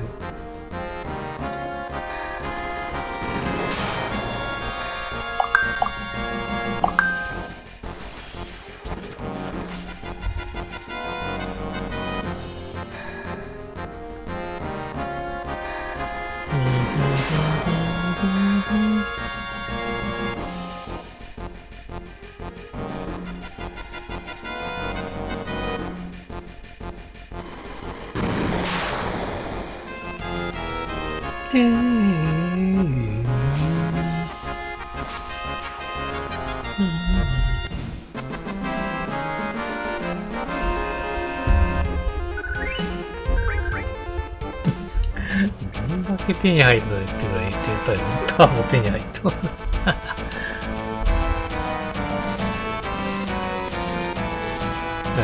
番号書いてあるんですね。4か。ここが4ですね。にじんでてわかんないんですけど。わかりづらいですけど。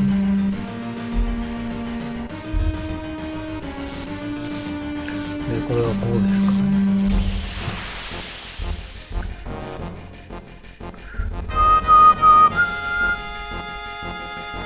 うわ、バックアタックだ。うぜえ。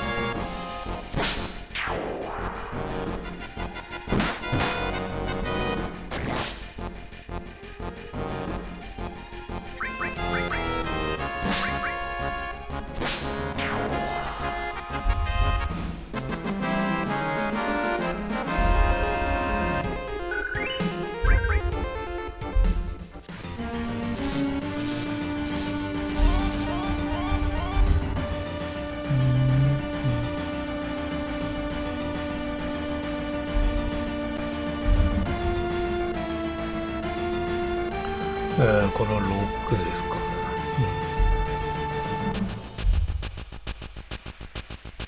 いくつまであんだよって話ですけど。キラーアニメーターの16って書いてあるんですけどね。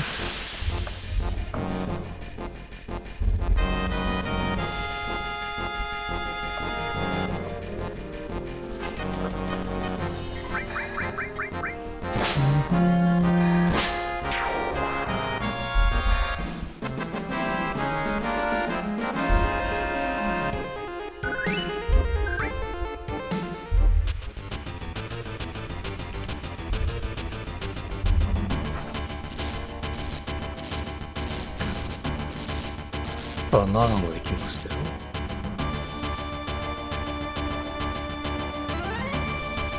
あ、これは最初の時か。あ、来ちゃった。おっと。あ、いいのだ。どうするんですか、先輩。もう命令なんて無視していいと思うんですけど。いや、めんどくせえ。もうお前ら戦ってる暇なんかねえよ。いいな。甘えるなよ、と。ルード。俺たちはタークスだ。わかりました。そうですよね。さて、仕事だ。あんまり気乗りはしないが、と。私たちに与えられた命令はあなたたちを発見次第、殺すこと。もう会社はボロボロだけど命令は命令なの。もうそんなの守んなくていいって、タークスの意地と心意気、受け取りなさい。イリーナが仕切ってる。てんてんてんてん。何をしてる？行くわよ。わかった。キリオスキュー。だな、お前らとは妙な関係だが、決着はつけねばな、と、タークスとして。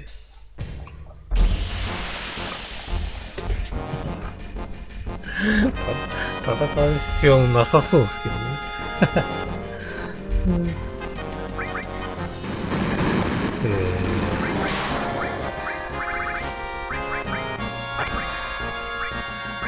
ちょっと待って、結構あかんじゃん、これ。いいな、ガンガン狙ってますけど。いや、ちょっと回復しないとまずい。死んだマジかよ。いや、もう一瞬で解けるからな、このゲーム。マジで。食らいすぎなんだよ。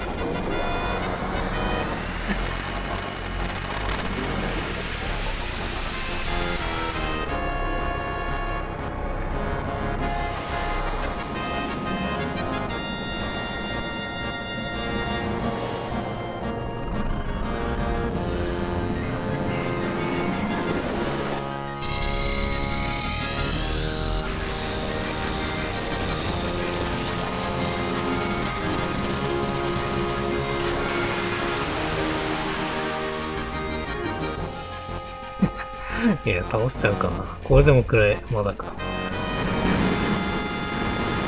いやー、でも回復しないとまずいっすよ。こっちが死ぬわ。こっちが死ぬって。いやー、あかんよ、もう。ちょっと待って。回復させて。いや、回復しないって。ちょっと待って。いやー、もう間に合って。頼むから間に合って。いやー、死んだ。バカすぎ。遅すぎなんだよ、行動が。いやー、マジ3人でこれきついって。いやー、なんとか耐えて。もう、骨を使っていくしかないですもんね。いやー、食らいすぎだよ、マジで。いやー、きつい。きつすぎる。いやー、もう、痛いわ、じゃなくて。いやー、回復して、間に合った。危ねえ。いやー、もうなんで刺せねえんだよ。ちょっと待って、回復しましょう。いやー、間に合った。よかった。強え。ちょっと待って、盗むやりましょう。ティファ。もう回復しながらちょっと盗むやってるしかないですね。いやー、ちょっと混乱じゃねえけど、もう、エースの。いや、混乱はきついって。盗めいや、地獄だ。いや、これで盗めってマジで地獄っすね。いや、2000とか食らってるもん無理だよ。死んだ。ボン。死んだ。くそ。ダメだ、あかん。こんなもん盗めるかよ。いや、もう倒すか。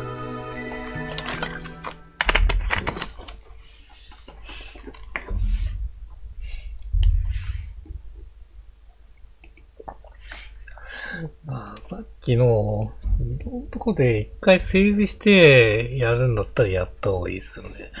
じゃないとあのルートの移動がかなりめんどくさいっすね。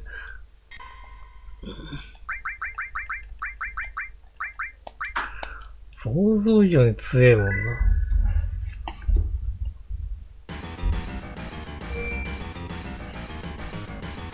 いやーめんどくせえ。マジでこのルートもう一回行かなきゃいけないの。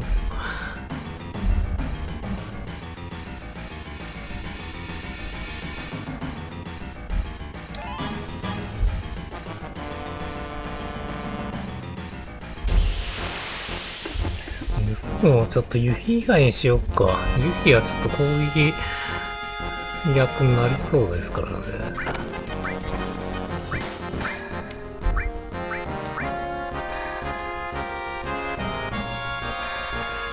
混乱対策ができないのきついな。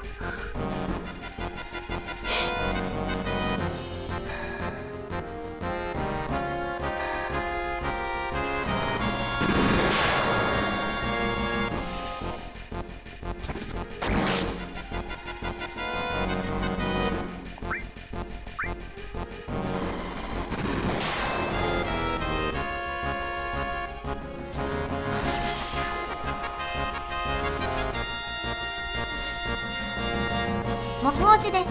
配信1万本あたりを目標にしたいですが、60歳超えますかね。倒したらどうなるんでしょうね。さすがに死なないと思いますけどね、あいつ。シナリオ的にはアドバンド、チルドに出てきますからね。逃がしたっていう選択肢を取ってんのかもしれないですけど。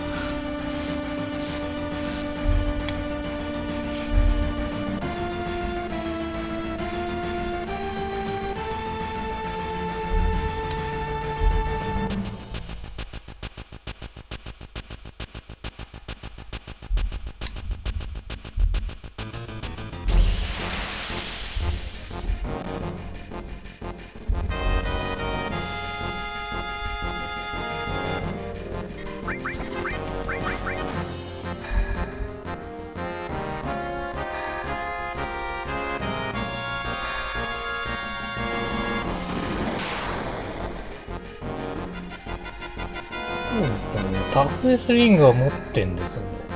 で、ザイド率取ったっけな。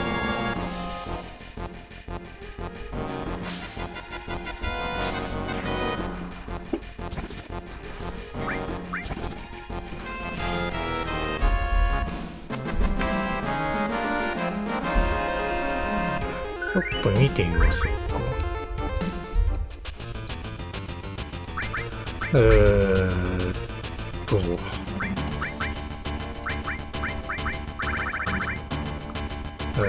だいぶいつないですね。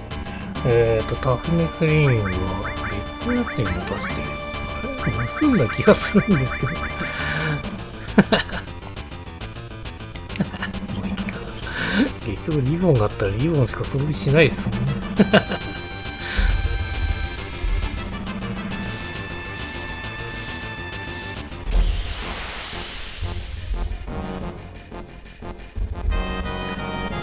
本当はあれですね、その単体とかで戦闘あるときに盗むのがベストっぽいですよね。やるんであれば。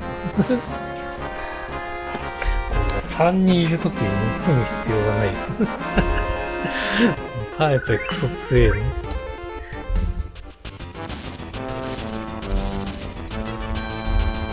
まあ因縁なんで倒したいですね。全力攻撃で倒します。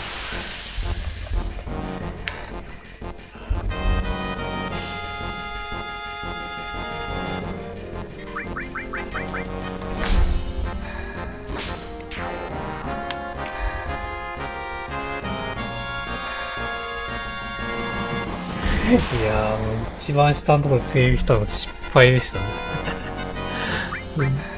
まあまあ、失敗ではないですね。そうしないと、また往復をしないといけなくなっちゃう、ね。まあ、さっきのイベントは発生するところでちょっと一回戻った方が良さそうですね。ベスト。死ぬ可能性があるのを示唆してるかのようなセーブポイントですね。いや、2000とかクラスともきついって。3人いるのに。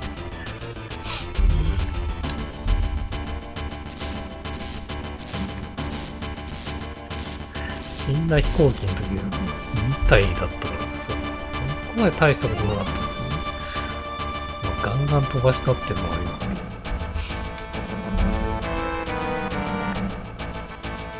ドゥンドゥンドゥンドゥン。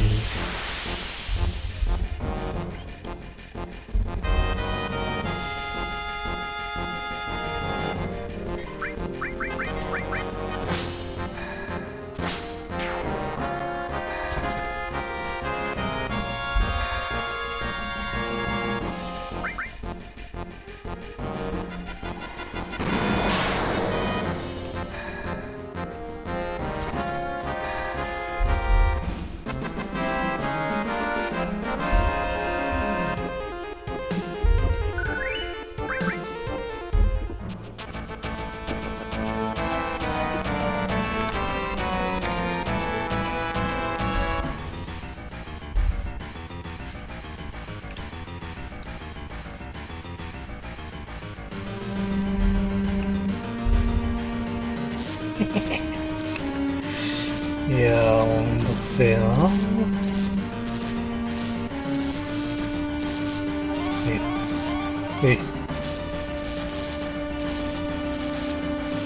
っと待ってください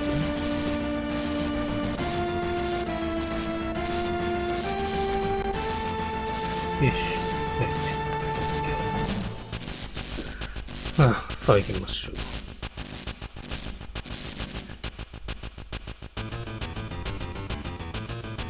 これ危ねえこれでした。よし。めんどくさいけどやっていきましょう。また死んだら臭いんだよ。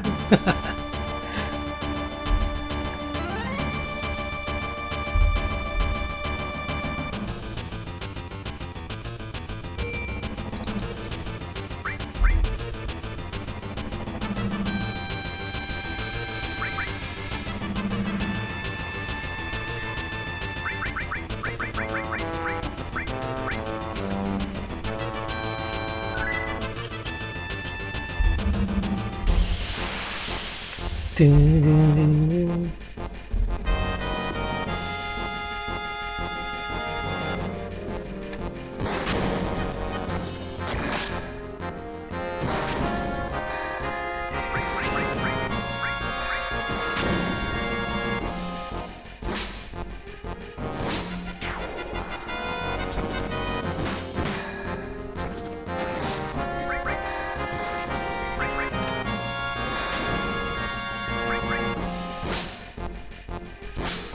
はい、OK。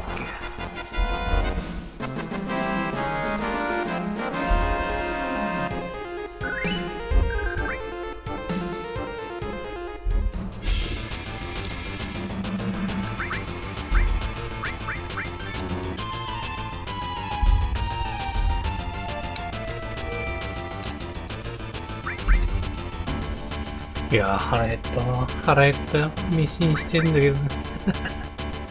ミッドから終わらせたいっすね。い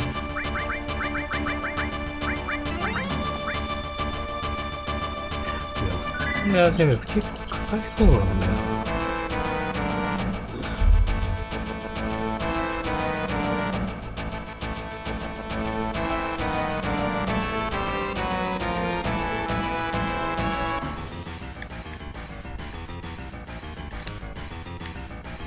うん。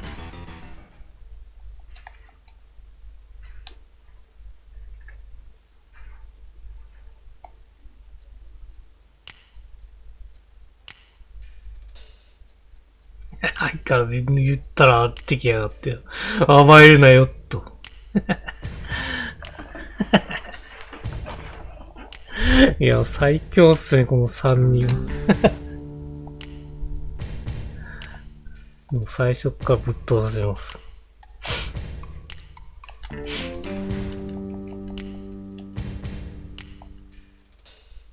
わかった、蹴りをつけよう。倒せば多分経験値もらえると思いますもんね。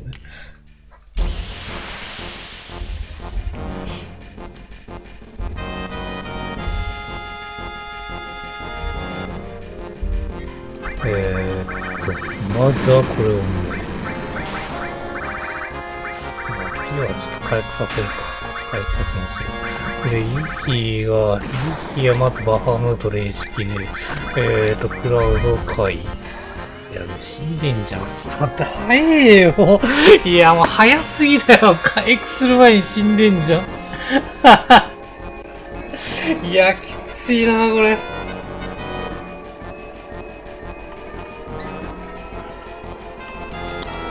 いや体力2600あったあれですからね。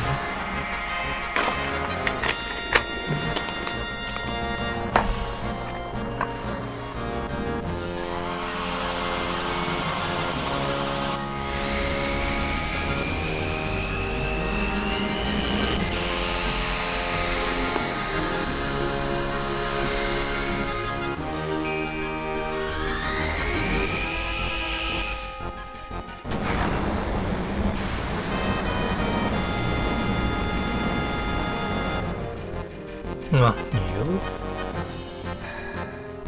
モプ推しです。面白い漫画は何かと問われたらそう。いいな、それね、先にグランブルとうまくに乗ってくれればね、だいぶやりやすくなるんですよ。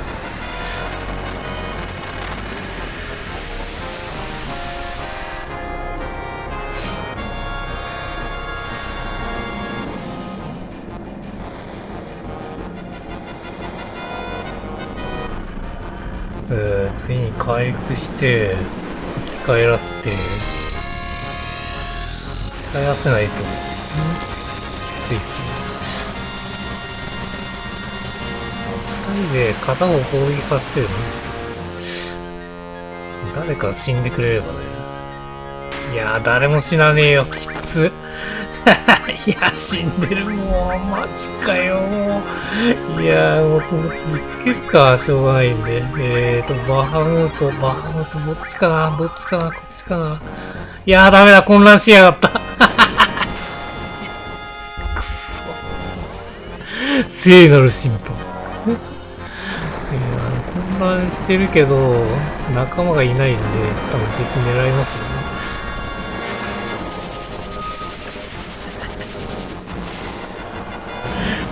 奇跡でこれで死んでくれるとありがたいですけどね。全員まとめて。ルードがヒットに高かった気がするけどね。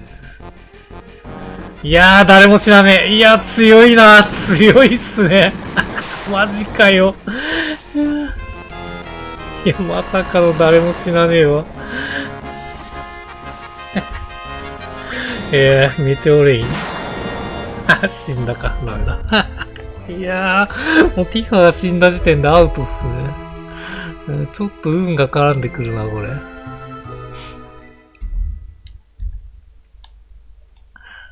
バリアとか間に合ってくれればいいんですけどね、やるとしたら。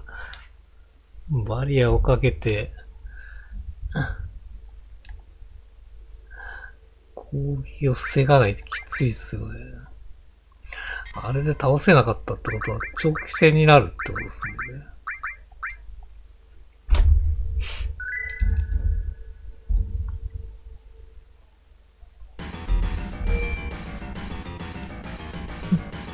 そりゃここにセーフポイント置いてあるわけですよ。こんな強いんじゃ。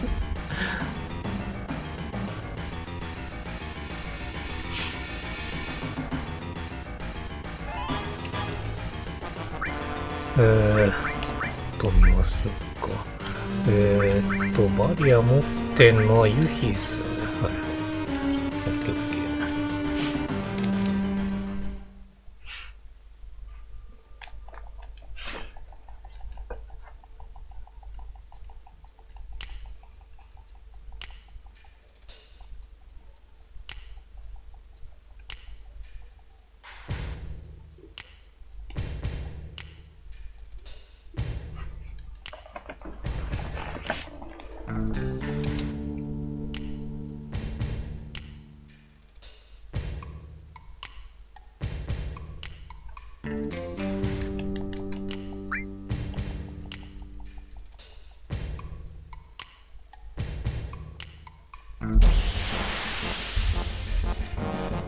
あ、一対集中狙って、あれですね。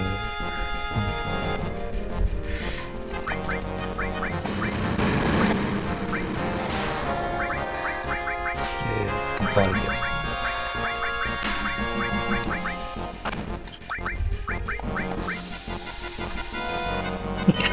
危ねえ、もう1000になってるもんね。いや、もう最初にケアルがしねえとダメだよ、やっぱ。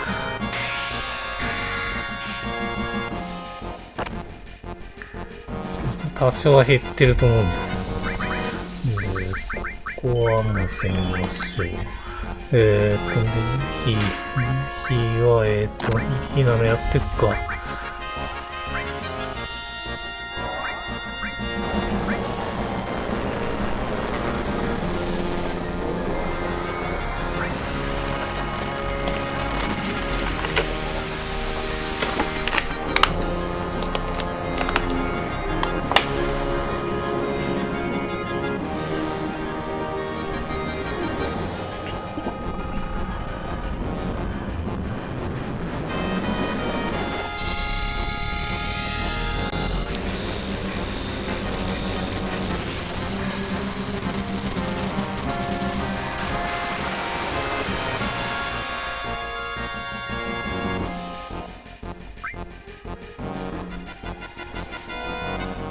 いいね。いいね、1万。オッケーオッケー。1体倒すってのを最優先でやっとる、さすが。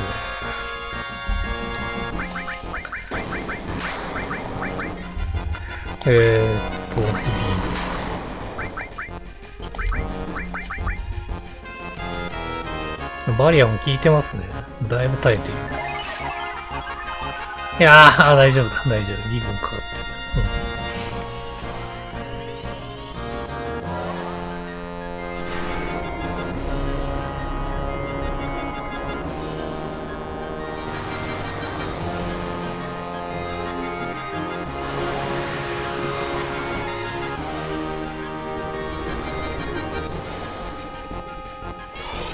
メガフレア。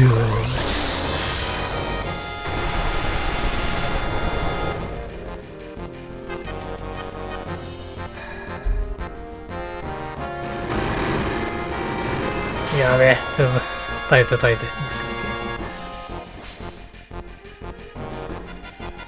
そろそろお開きにしますかと。おっと、レノがもう全員いなくなるのいや、全員いなくなったよ、このタイミング。なんで、1体倒せばいいんだ。そういうオチかよ。オッケ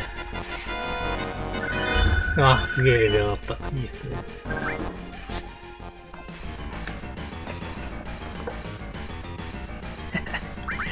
いやー、セーブしましょうか。セーブしてテントも使いましょう。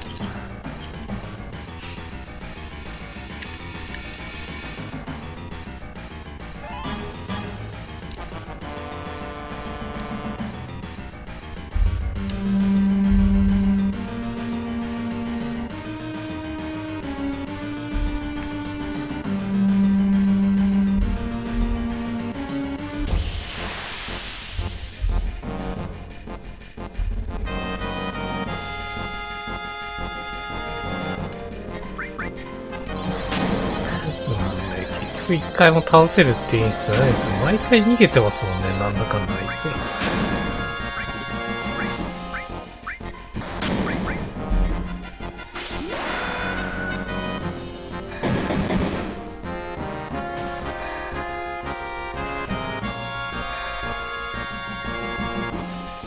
メテオドライブ、メテオストライク。うん。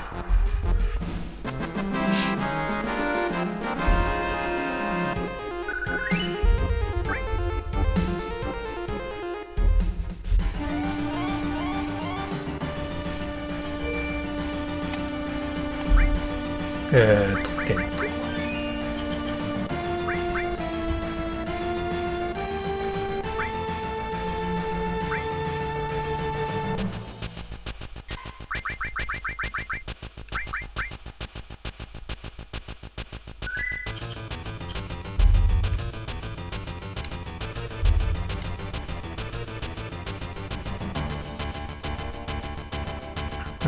やっと吸えますね。行きましょう。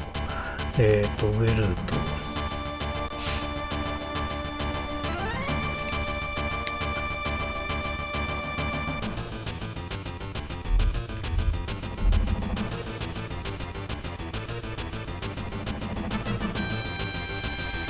これが8号ですか。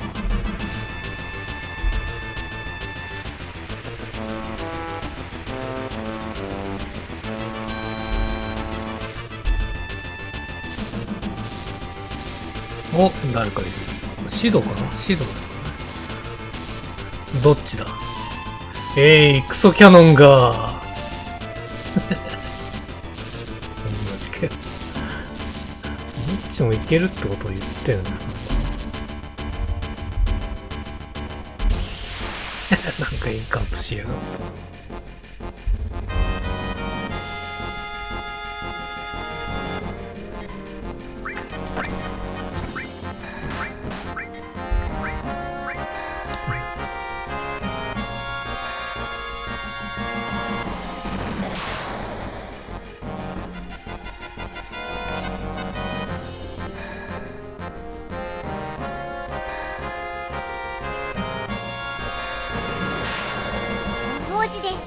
雑談ですがリライブシャツで効果があったのは北極からの飲食料、ペットトボトル2リットル2本ほか明るかったですね。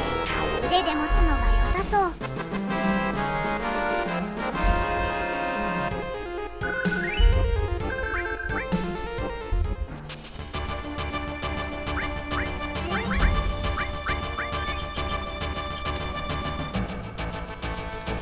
あ、行き止まりですね。行き止まりだ。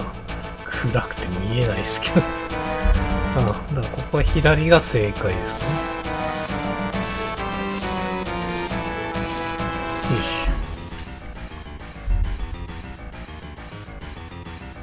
あ、あったあった、ありました。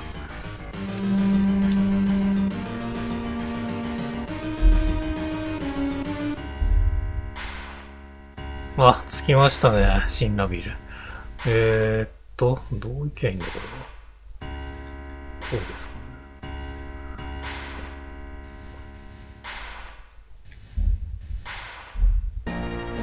あ、ここに来るんだ。なるほどね。うわぁ、すげえ久々っすね。あ、ちゃう、シスターレイヤーこっちじゃない。外って言ってるこれ。いや、ちょっとまずね、宝の回収をしてった方がいいっすよ。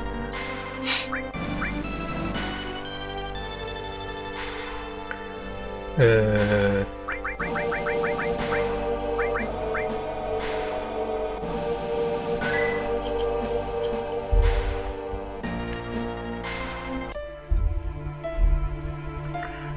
や、結構あると思うんですよ、俺。エンカントしねえとありがたいんですけど。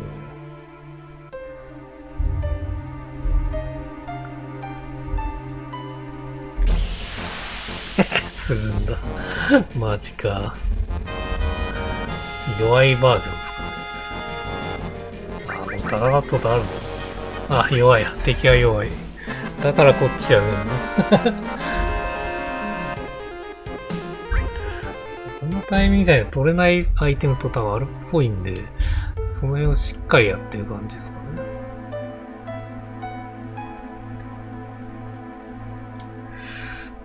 2階のうんたらっつってのどれを言ってんだろう。わかんねえんだよな。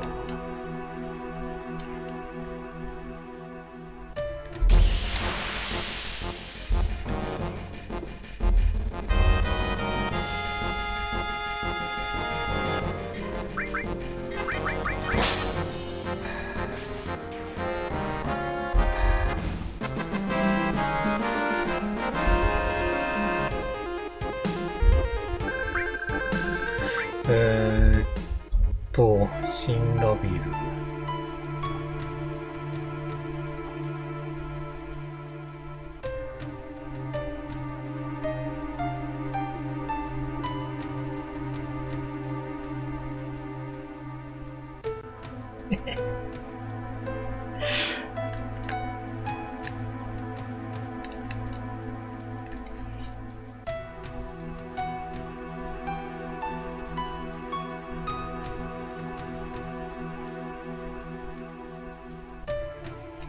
これか。あ、これのことアイテムショップって言ってんのか。こ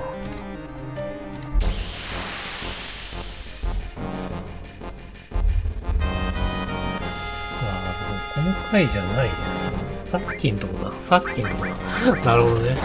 登っちゃったからダメなんだ。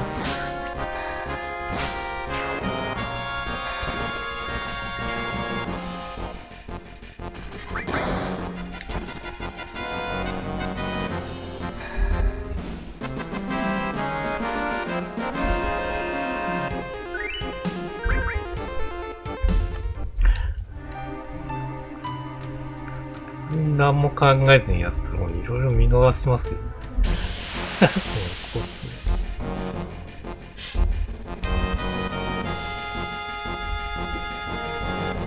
ね。壁道楽はチェックしたんで、そこは大丈夫です。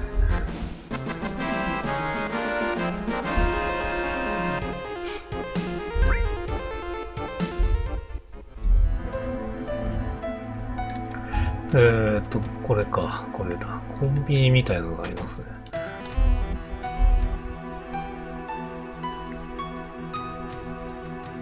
宝がある。マスターフィスト。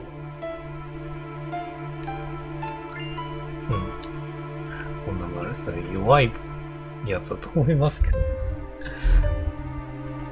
どうなんでしょうね。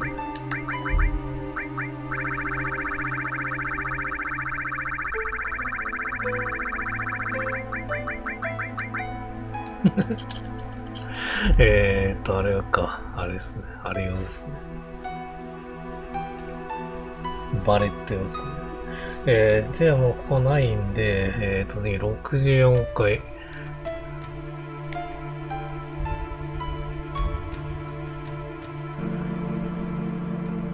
開かなかったロッカーってことですよね。あ、これ回数選べねえんでしたっけ？横のエレベーターじゃないと選べねえのか。めんどくさいっすね、これ。ここまではまあこうなって、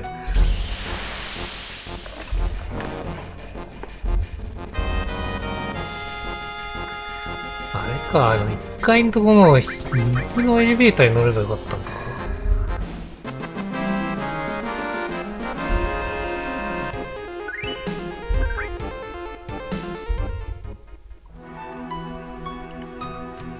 来ちゃったんで乗っちゃいますか。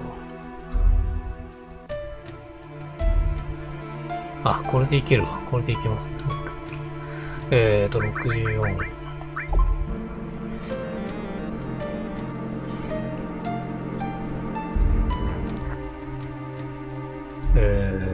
ロッカー室。ここか、ここだ。鍵がかかったんですね。どこだったっけ？これか。あれ？開かねえじゃねえけど。いや、鍵かかってんじゃねえ。めっちゃ鍵かかってますね。いやー、これ全部調べるパターンだ。めんどくさいっすね、これ。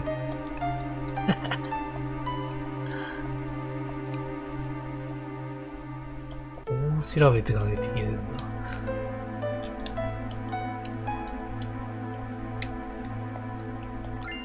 来た来た。マーベラスチェア。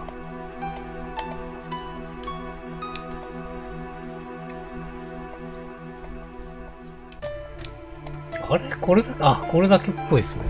これだけだ。あ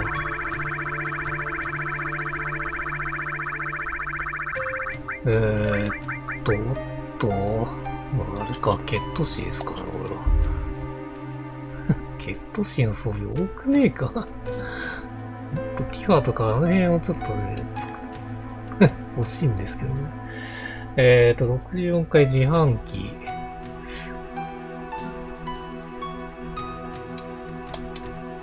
壊れてるのか。ガンガン叩くにしましたよ、前回。来た来た来た。マインドアップ、スピードアップ。そうですね。なんか受付の姉ちゃんに怒られたんですよね。なるほどね。これで、あとまず非常階段。非常階段であるのか。じゃあこれまず1回、59階に降りて、非常階段で降りれるのか。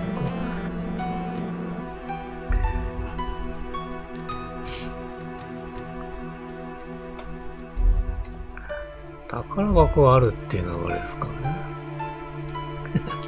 こっちルートやってないっすもん。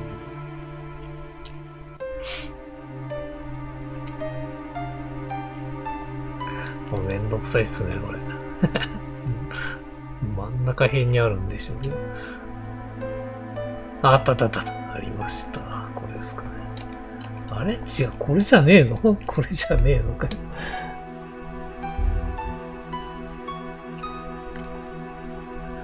これエンカウントしないんですね。ここは平和なんだ。なるほどね。こんだけ長いですからね。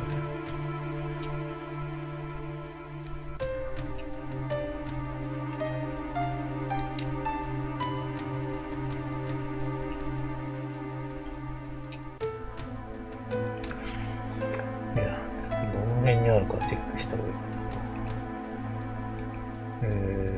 モフおじです。戦闘に1時間かけて負けると泣けますよね。何のゲームかは言いませんが。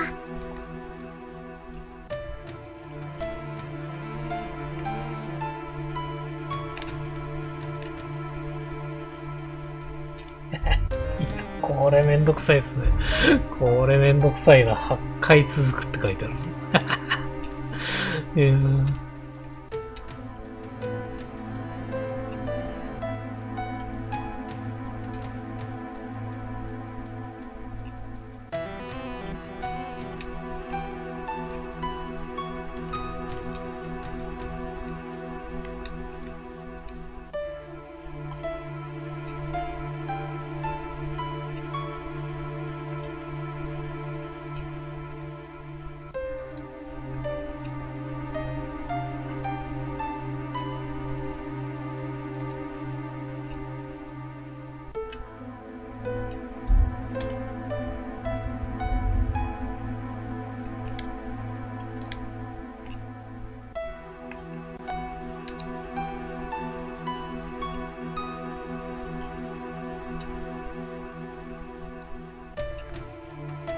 もしかしてあれがゲットシーの最強の武器だったかもしれない。ありました。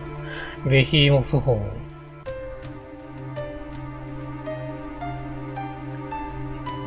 まあ、エリクサはいいか。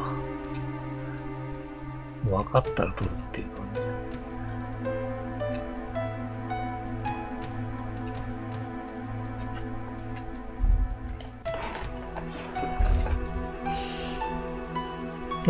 ありました。オッケー、エリクソ。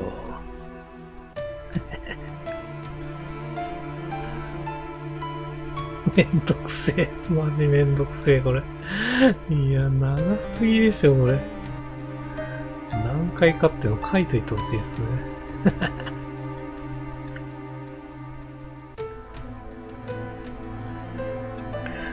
59階からひたすら降りていくってなるそうで、もうそれは長いですよ。いや、まだいや、もうここまで来たら一気に下まで行った方がいいですね。よし。下から上に上がった方が近かったですね。多分。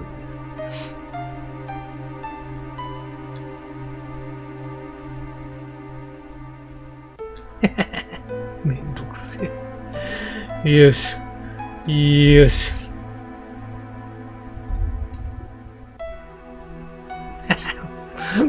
まだ続くのかよ。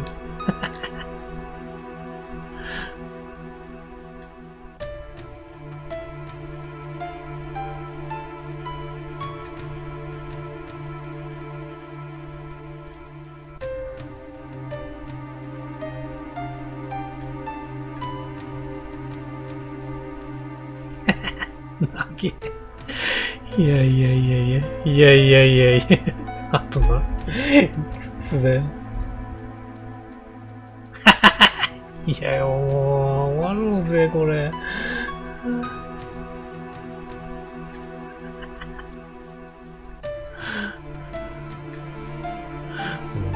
くもって使い回しそうね。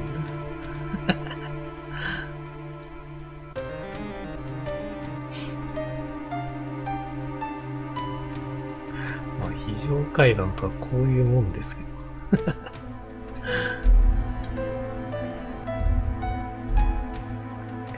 いや、ちょっと終わんねえよ。いや、終わろうよ。真ん中辺にあったってことですかね、あの二つ。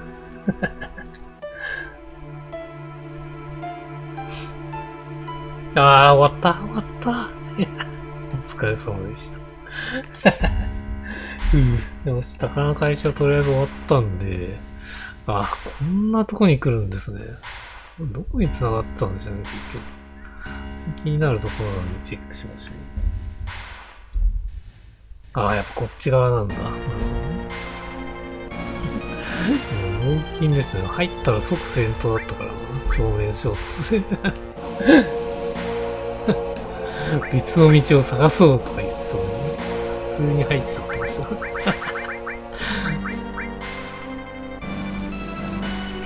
オッケー。これが、こっちって言ってたので、こっちですか。南に行けばいいの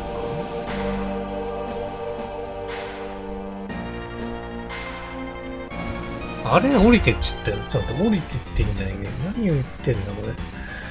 こっちじゃないでしょ、どう見ても。わけわかんねえ。絶対こっちじゃねえ。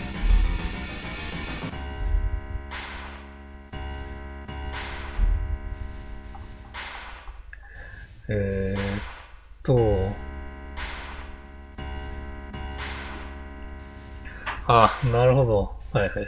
宝箱回収したんで、ここはそもそも正解じゃねえってことだ。なるほどね。はいはい。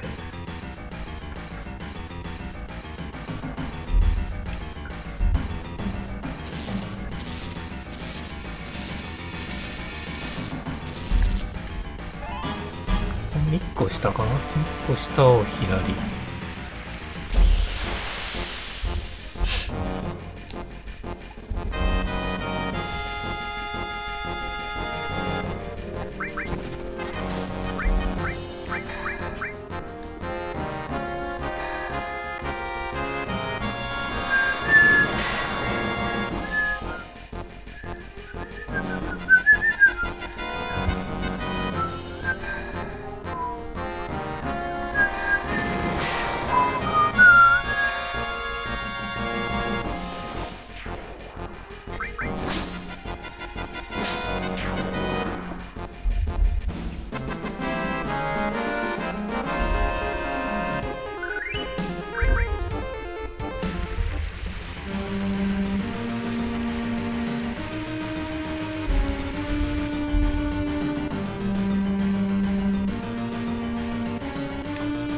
よいしょ。お、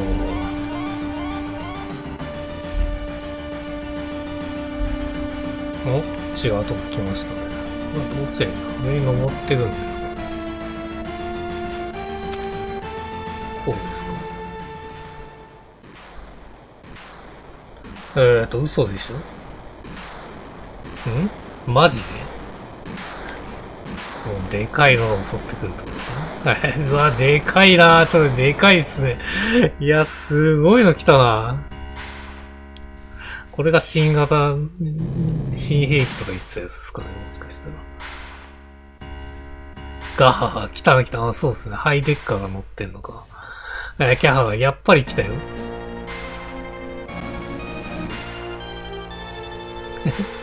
相変わらず笑ってんな、本当に。ヨークも今まで貢献してくれたな。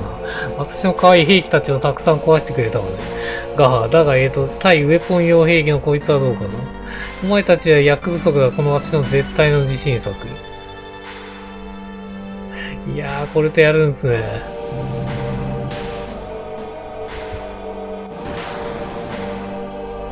このプラウドクラッドの破壊力見せてあげる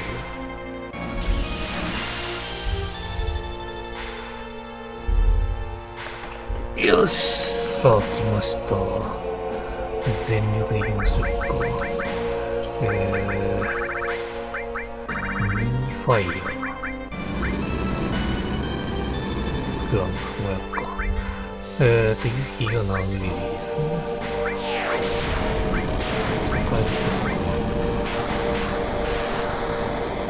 あんま通んないっすね。あんま通んねえな。これはめちゃくちゃ通るね。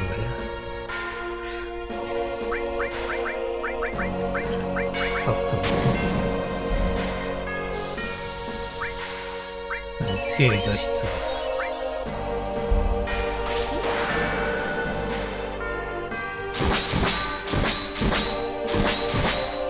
いやー、あんま通んないっすね。でも結構いってんな。多段多いっすね、これ。多段多いな。いいっすね。もう1500か。なるほど。クラウダーと使ってみましょうか。はい。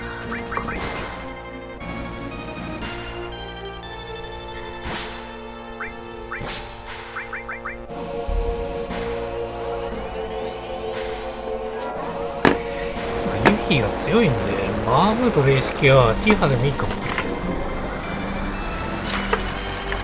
木星です。野郎同士で仲良くするならこれがいいですよ。通常攻撃がチートクラスに強いですね。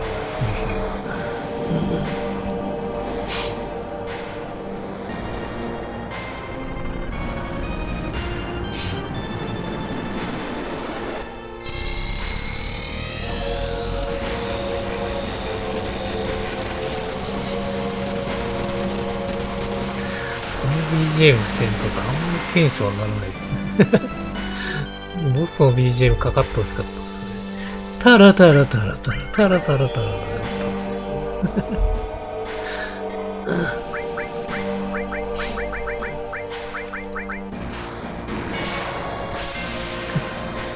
でかい割にはダメージ食らわないですね。だったらあれですね、タークスの方が強かったですね。なんだったら勝てんじゃねえの。ユニットがたまんないですね、弱いんで。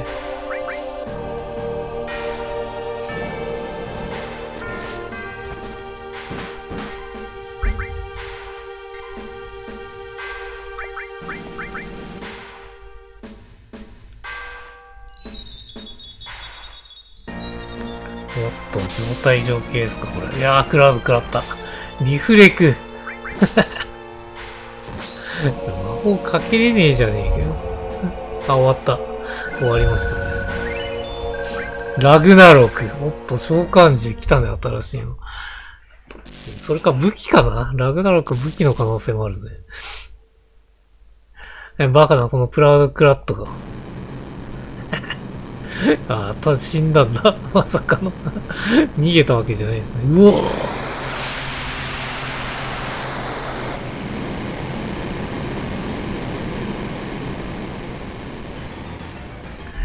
じゃあこれハイデッカーとスカーレットはこれで終わりってことですかね。結構あっけなかったですけど。あんだけ散々嫌がらせしてきた割に。宝とかを回収していきたいです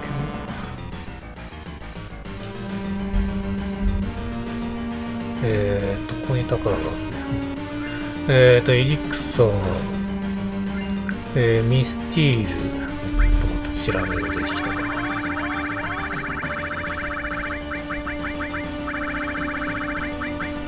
ラグナー、おっと、来たね。ちょっと待って、来たね。あー、クラウドじゃん。で、これが、はいはい。防具です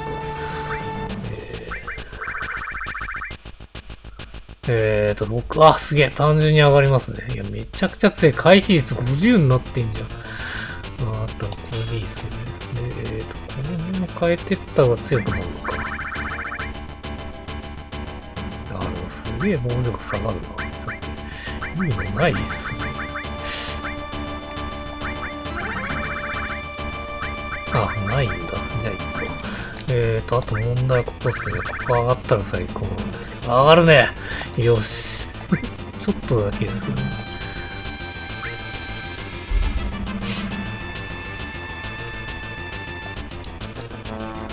テント使おうか。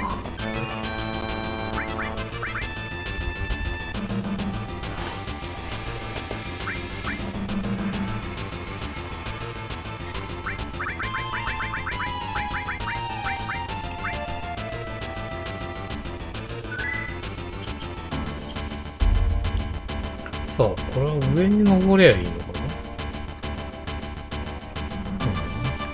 こうっすよ。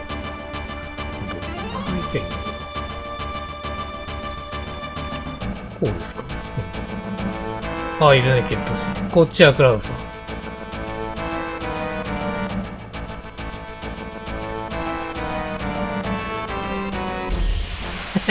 や、どっから登ったんだ、今。突っかかってるんですけど。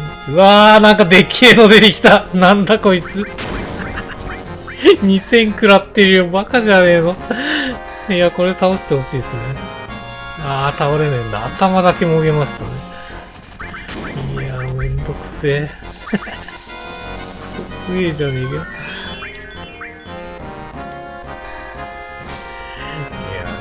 レベル自体は足りてないんですかね、こんだけ食らってるってこと。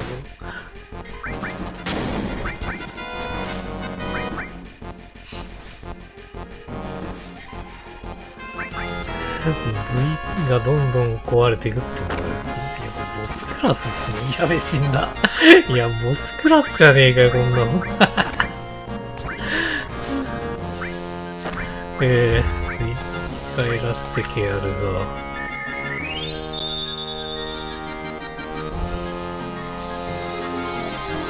いや、いや、いや、いや。いや、最後だけなんかミスが多いんですよね。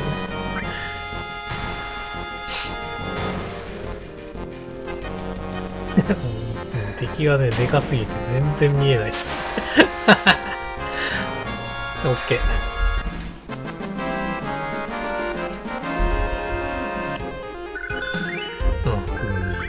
203ミリ砲弾。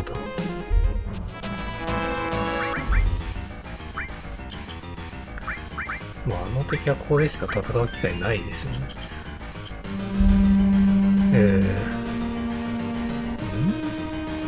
こうですかね。いや、分かりづれ、分かりづれ。ちょっとどうなってんだ。こうか。なるほど。で、ヴィンセントいますね。ヴィンセント、北条。そっか、北条と戦う流れですもんね。もう本当はヴィンセントが連れていくと話が面白そうなんですけど。あれこれソルジャーですかね。いや、もうソルジャーがモブとして出てきてるよ。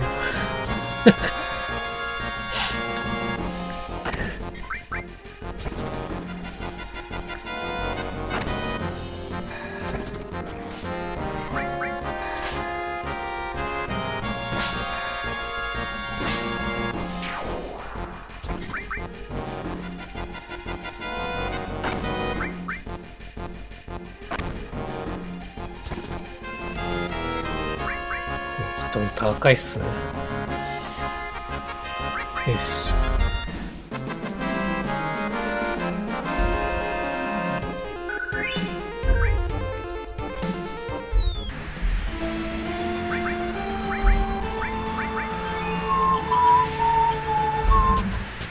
上。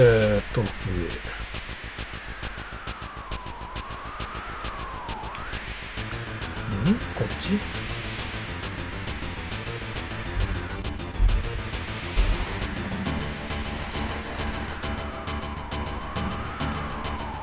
あ、着いたわ、北条。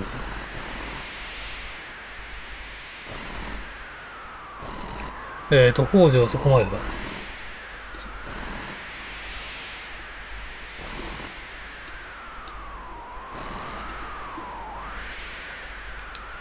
失敗作か。名前くらい覚える、俺はクラウドだ。お前を見ると私は。私は自分の科学的センスのなさを、痛感させられる。私はお前は失敗作だと判断した。だがセフィロスコピーとして機能したのはお前だけ。自分が嫌になるよ。何でもいいからこんなことはやめろ。こんなこと？おう、これか。セフィロスはエネルギーを必要としているようだから。私が少しばかり力を貸してやるのだ。なぜだ、なぜそんなことを。なぜだ、なぜとうるさいやつだ。科学者に向いているのかもしれない。いやー、ちょっとなんか、アイテム1個見逃したっぽいっすね。バレット連れてかねえとダメって言っ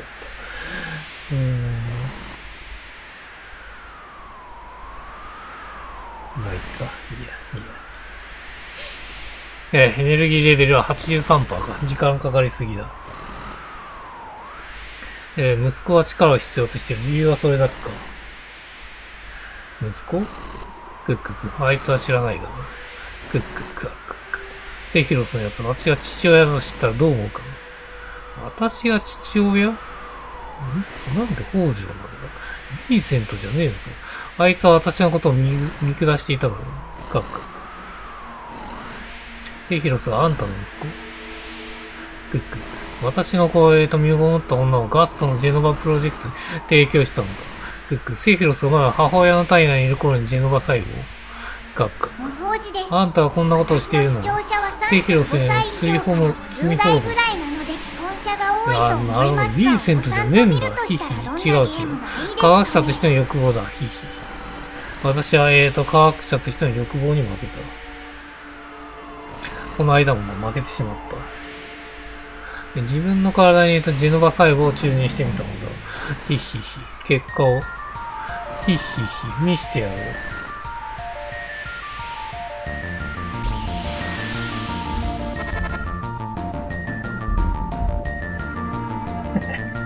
いやー、これバレット最強武器っぽいわ。ちょっと待って。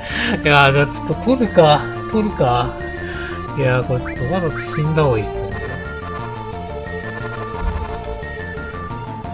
どんぐらい強いかな。ちょっと見てみましょう。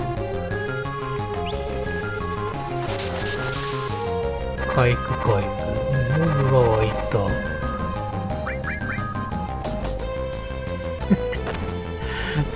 電源切るのもいいんですけど、電源切ると認識しなくなるんで、死にます。いやー、こんなとこに最強武器があるのかよ。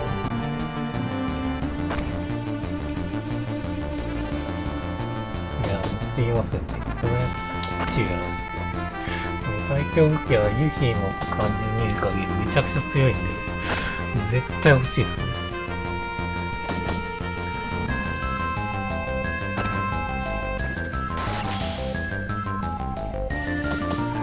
最強武器を取って、その後にもう一回仲間を入れ替えてっていう流れですね。でやっていいでしょうか。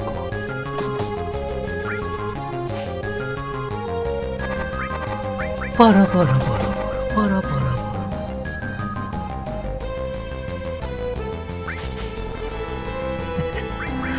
耐えんじゃねえよ。敵が弱いっすね。敵が弱い。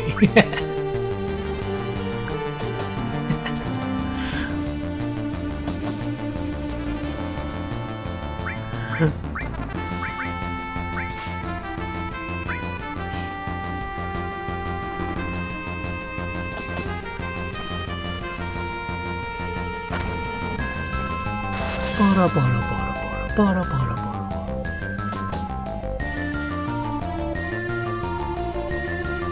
ラ。いや、もう早く倒してよ、うっせえな。オッケー、よし。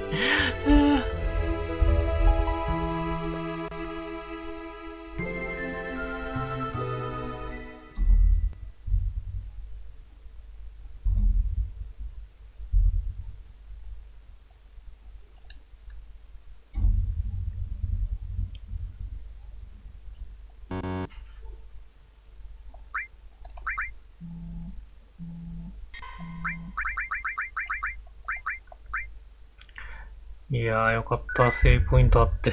マジよかったっすね、ここ。ティファを一時的にバレットに変えます。で、アイテムをとりあえず取りましょうか。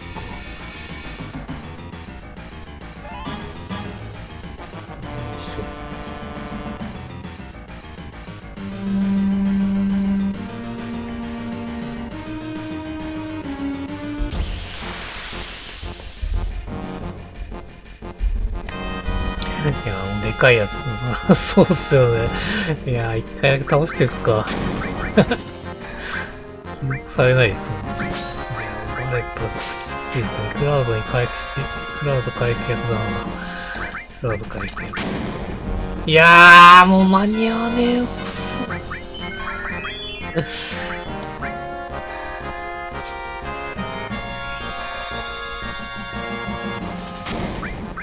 いやー、耐えろ。一回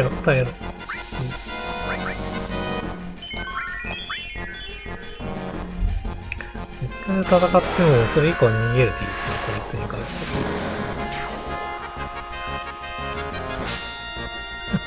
時間かかるだけっすもんね。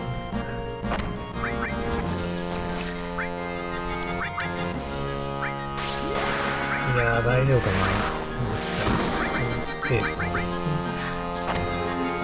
死んだ。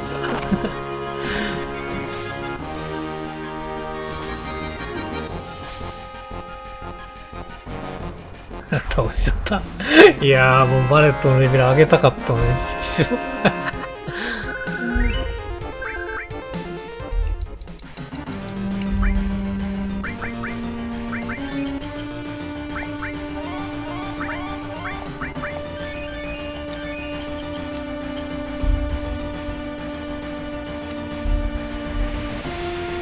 ポイントだけはズバ抜け高いっすね。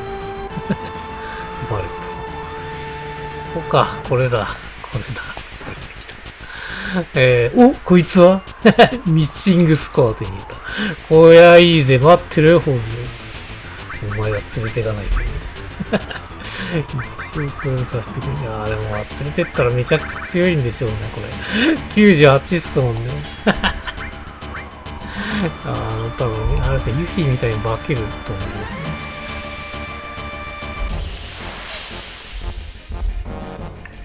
まあ、ラストダンジョンで使うことになると思うんで。おっと、また初見が出てきたな。あんま気にしなくていいっすね。これ最強武器さえ取るというね。4000! いや、無理だよ、4000は。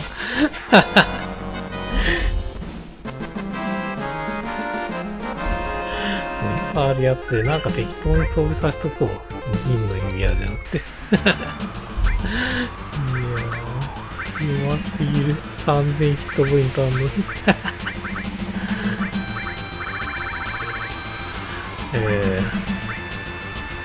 リスタルバンドできた。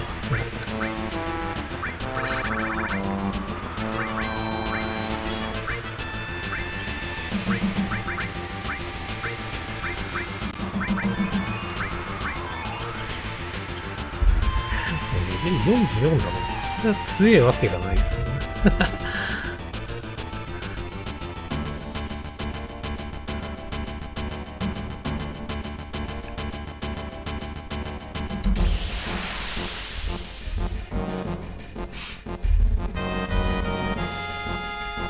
また出てきた。いや、もういいか。もういいや。よし。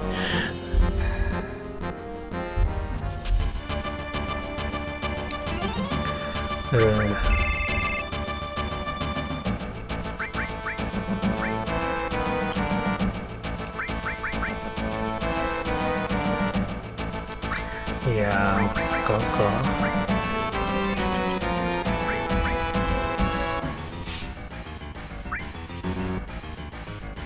うん、これで北条戦行きましょう。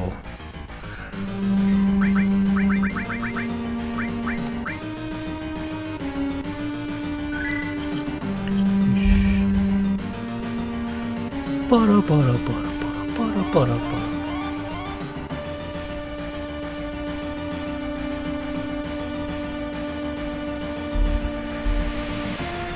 いや、このゲームはあれですね。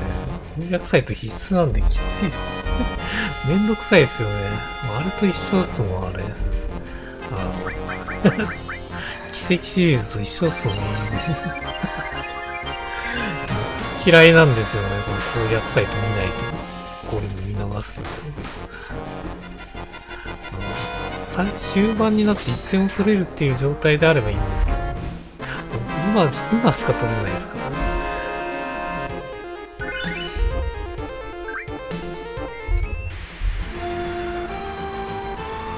北条。いやー、まさかのセフィオスのやつは北条なのかよ。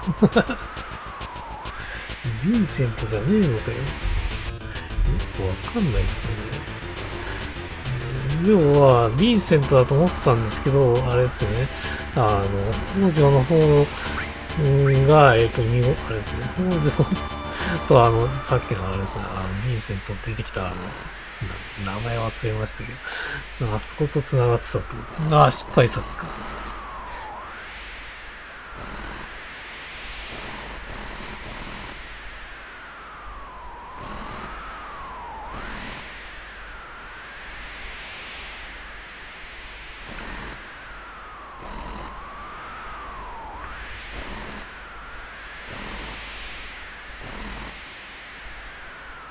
もふおじです。漫画アプリ便利で結構利用してるんですが、それでも単行本は買ってしまう。いい商売ですね。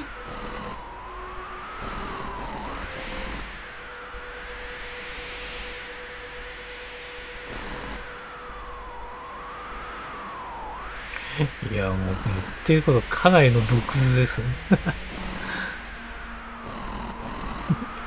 科学として生んだっていう感じですね。パラパラパラパラパラパラパラ。よし、よし。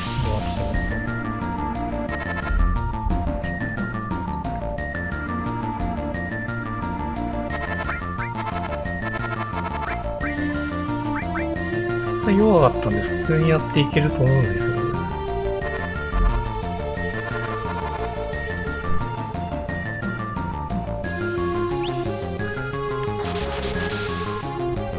1999ってことはそんだけヒットポイントあんのかな、横のやつは。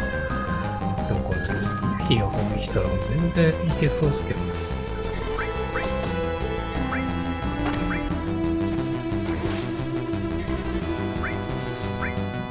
これ倒せんじゃん。倒せねえんだ。いや、強いな。強いっすね。あ、倒した。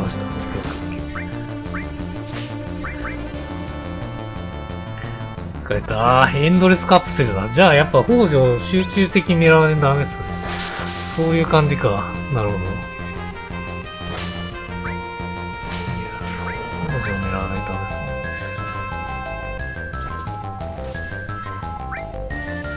魔法ジュースのうんちゃらとか言ってる。連続切りの超だよ。あ、対象がいねえのか。できる。い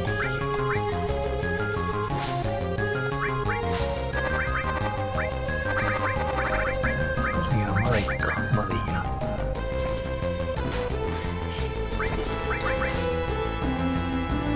あれかけとか、バリアかけときましょうか。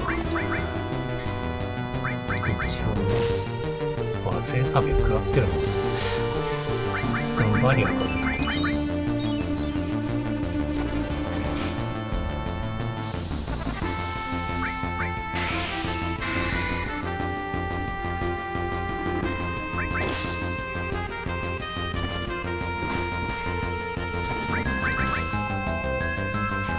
パラパラ、オッケー。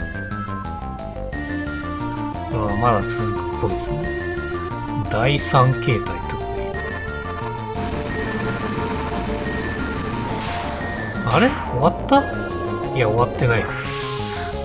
こんな長い演出にならないですよ。ああ、別の来た。コ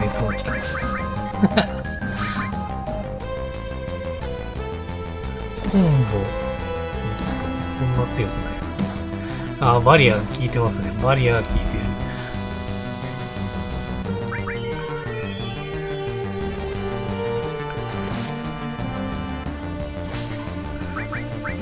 もう使っちゃっていいと思うんですよね。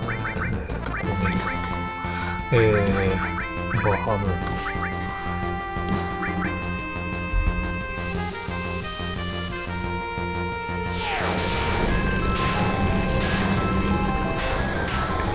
ト。アルテマも使ってみたいんですよね。いや、ユキが通常攻撃が強いですからね。使ってみるか、試しに。バラバラ。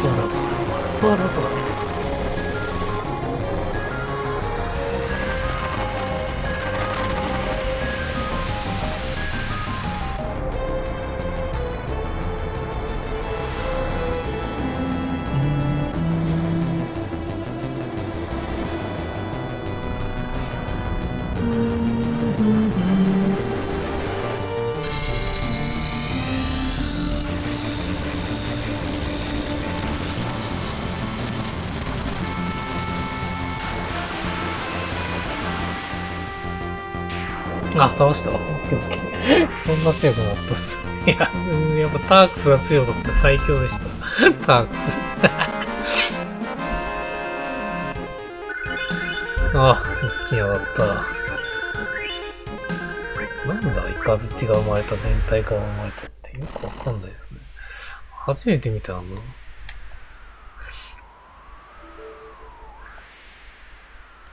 テイフィロスが北条の息子だったなんて。なんかかわいそう。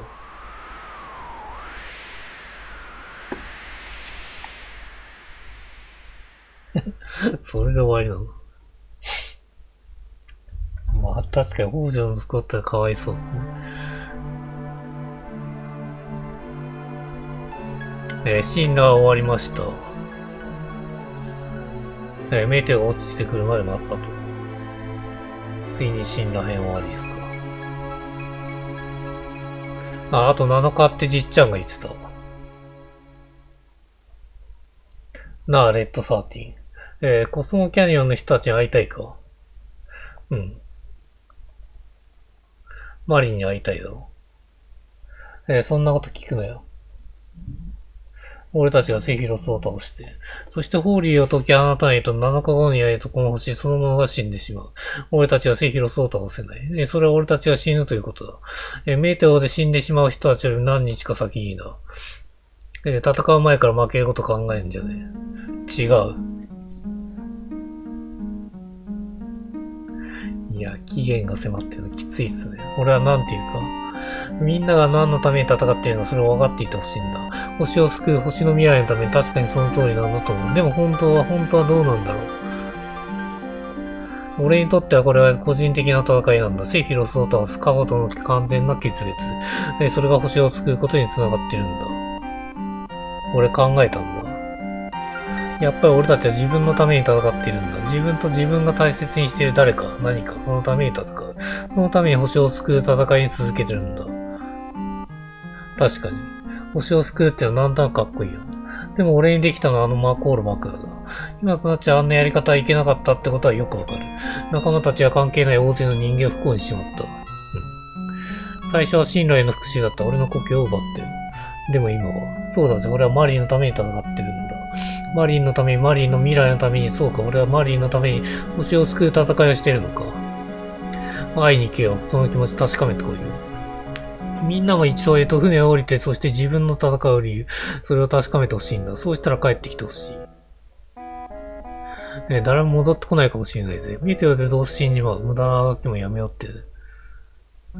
俺は自分が戦う理由を知っている。紛れもなく星を救うために戦う。でもその中にとても個人的な俺の思いがあるんだ。みんなはどうだ？俺はみんなにもそういうものを見つけてほしいんだ。見つからなかったら仕方ない。理由なしでは戦わないだろう。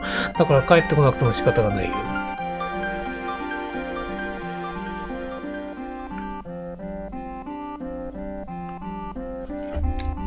ティファはどうする？忘れちゃったの。私一人なんだもん。どこにも行くところがないんだもん。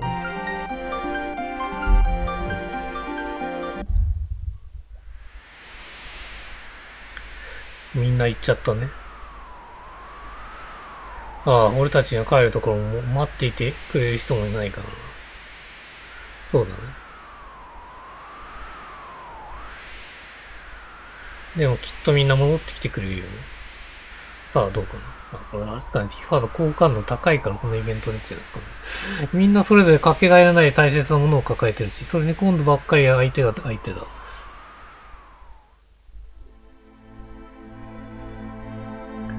それでも私平気だよ。たとえ誰も戻ってこなくても。クラウドで一緒なら、クラウドがそばにいてくれるのは怖くても負けないよ、私。ティファ。私たちこれまではずっと遠く離れ離れだったんだね。たとえどんな近くにいても。でもライフストリームの中でたくさんの悲しい叫びに囲まれた時、クラウドの声が聞こえたような気がするんだ。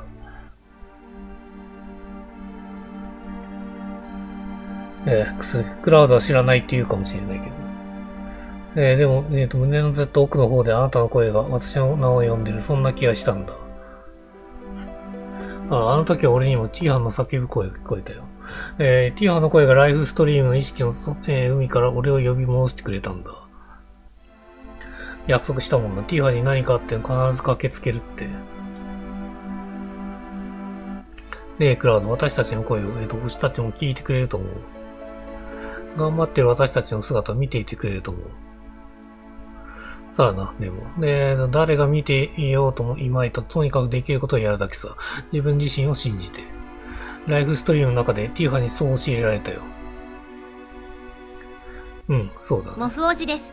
焼肉とかで遠征しないのでラーメンは遠征するのなんでだろう。なあ、ティーファ、俺。ティーファに話したいことがたくさんあったんだ。でも今こうして二人でいると、本当は何を話したかったのか。クラウド、思いを伝えられるのは言葉だけじゃないよ。そうだ。リファ。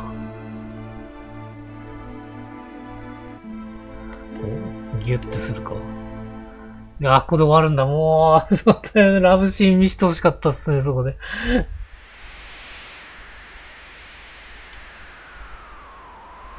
まあ、セブンはこんな感じです。来たね。ラブシーンあるじゃん。もうすぐ夜明けだな。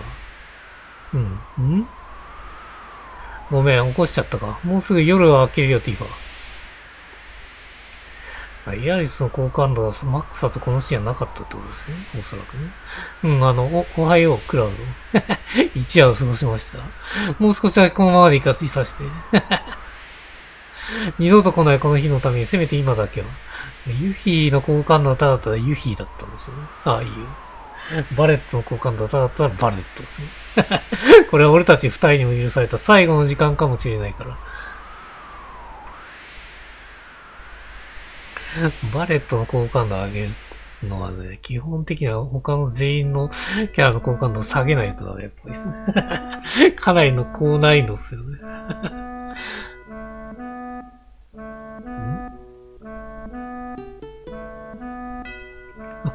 結構長いっすね、このシーン。作り込んでんな、ティファのシーン。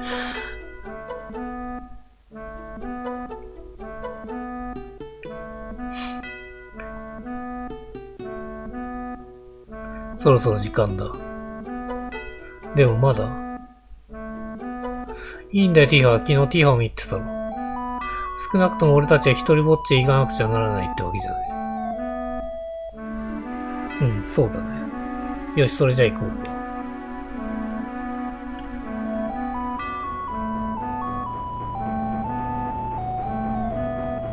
みんないるって感じなんですかね、これね。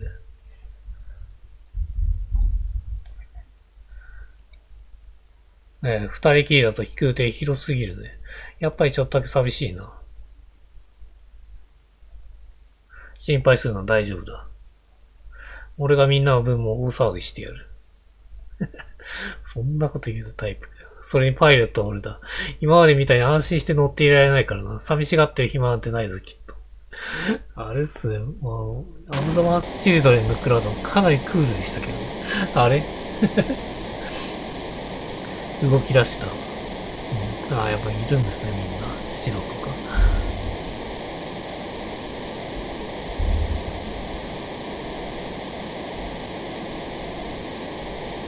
いるね、ケットシ。バレット、シド、いるね。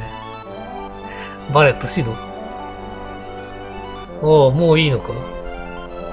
レッドもいるね。レッド13。どうして声かけてくれなかったの？イチャイチャしてたからだよ。だってねえ、シド。だからレッド13よ。邪魔した後で何言われるかわかんねえもんな。見てたの？見てた。ティファ。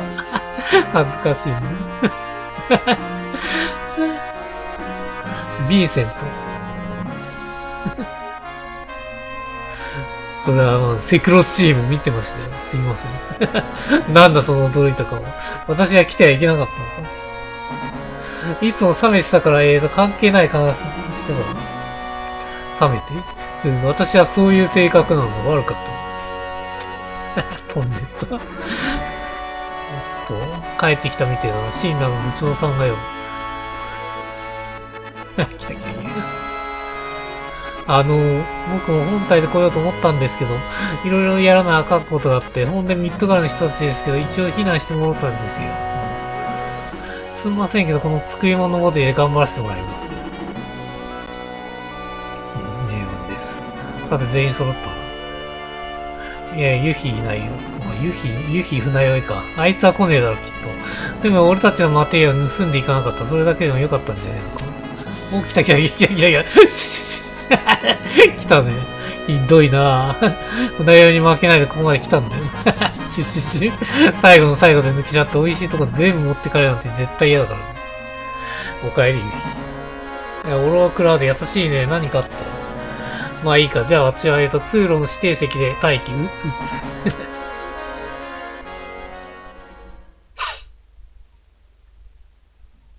みんなありがとう。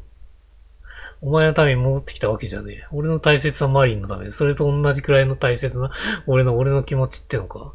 俺はよ、今ここにはいねえ。ここにはいないけど、オイラたちのチャンス残してくれたわ。このままってわけにはいかねえよな。いや、最後に微笑んだんだ。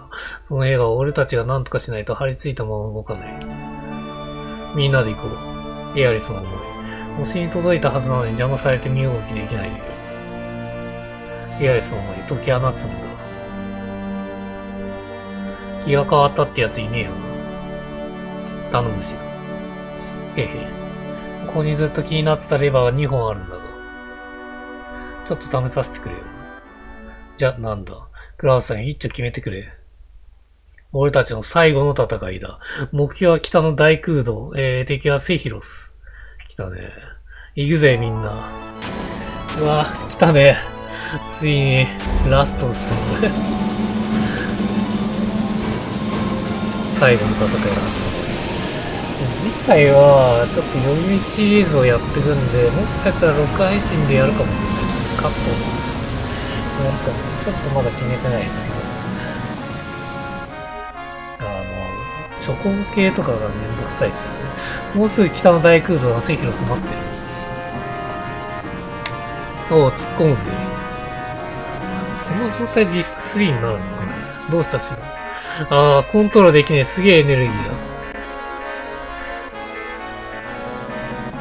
だ。なんだてめえは実家に帰れって言ったじゃねえか。そうです。ここは僕たちの家です。カッコつけやがって分かったぞ。俺様しっかり抑えやがれ。行くぜ。結構セリフ量多いっすね。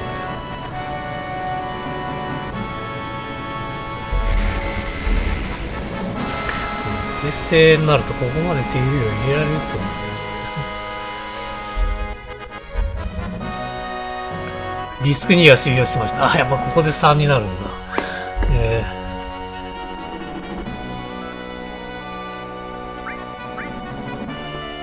ちょっとトイレ行ってきます。すいません。我慢できない。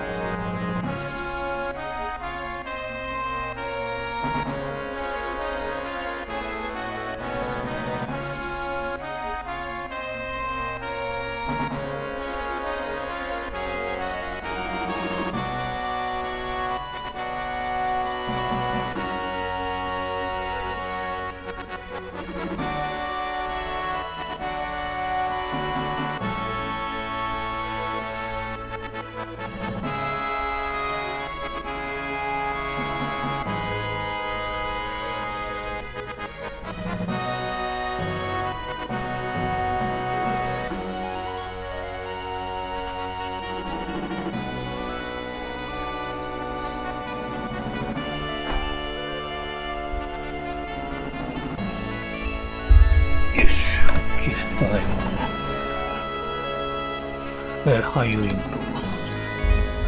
で、ディスク3ですか。ですね。来ましたね。よし。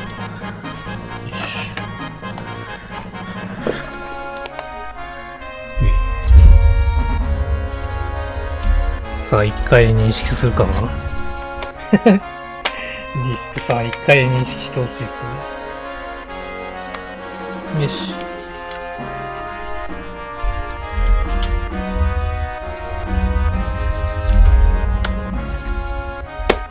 なるほどね。各街に行くデータがディスク3に入ってるってことですよね、これ。モフおじです。昔かの近くの道路でポンポン野球をやっていたのですが、近くの畑にボールが落ちておじさんによく怒られていました。ロードの時だけで何回も認識しないんですね。よくわかんないですけど。お気をつけて。あれちょっともう着いたってこと？ハイウィンの甲板。もう即現地ってことですかね、これは。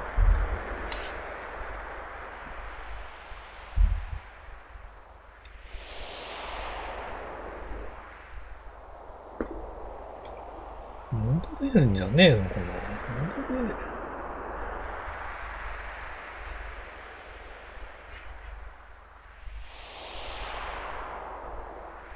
そうですよね。戻れることは戻れるんで、ちょっとだけ見てみましょうか。これ多分レベル上げすることになると思うんですよね。配信がやるので。ちょっとだけかじりたいですね。滑り降りるしかなさそうだね。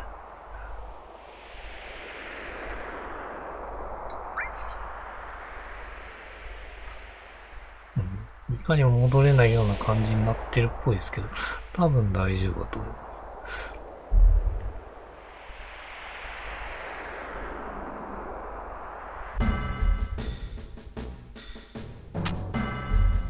宝箱は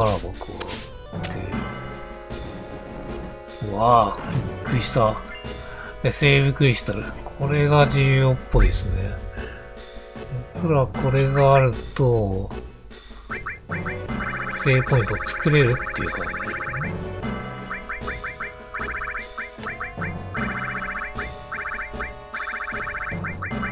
この位置なのかよくわかんないですけど。1回ってことはこれ、本当に1回しか使えねえのか。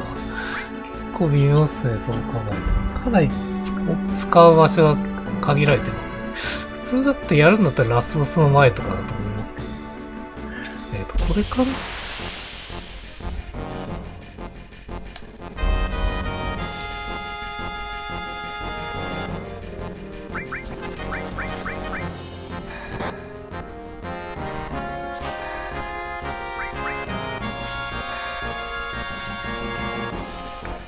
で、まあ次回寄り道シリーズをやって、その後にラストダンジョン攻略し始めて、おそらくラスボスのところでパートを分ける可能性ありますよ。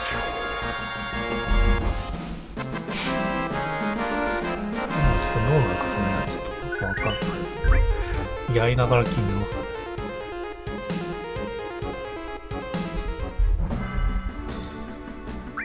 これはまあどれくらい長いかによりますね。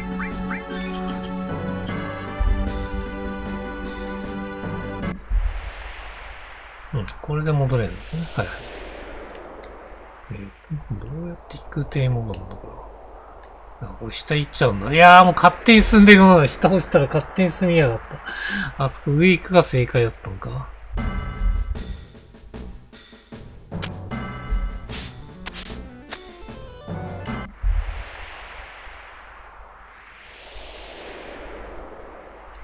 あ、こうですね。乗ってって、引く手に行けると。便利ですね。結局どこでも行けるってことですもんね。これは便利だわ。で、引く手は発射できますよね、さすがに。どっからですかね、なんか。お疲れ様です。皆さんが中でお待ちです。あ、これでパーティーを入れ替える。レベルは足りてないでしょうね。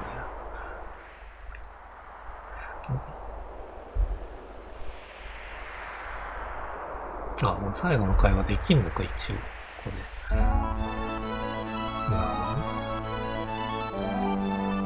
最後の会話してセーブして終わろうか。この書類にサインして。いやいや、なんだ、何言ってる、なんだ。戦い終わったらマテリア全部ユヒさんのもんです。そう書いてある書類。よく読んでサイン頼む。ダメだ、書類は読まない。字を読むと気分が悪くなる。内容がひどくなる。いい言い訳つけましたね。いい言い訳を。それよくわかるから何も言えないよ。クソ作戦失敗。あとでレッドサーティンから勝ってうさばらししちゃう。はい、別にいやー、これ繰り返すのか。いやー、繰り返すんかよ。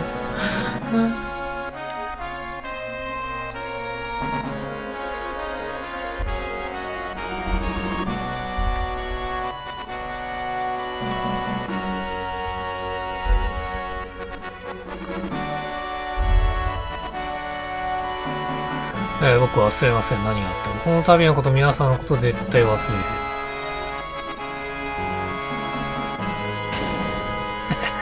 相変わらずこの怖い物騒っすね。時迫るってやつなんだ体震えてるぞ。気持ち悪いな。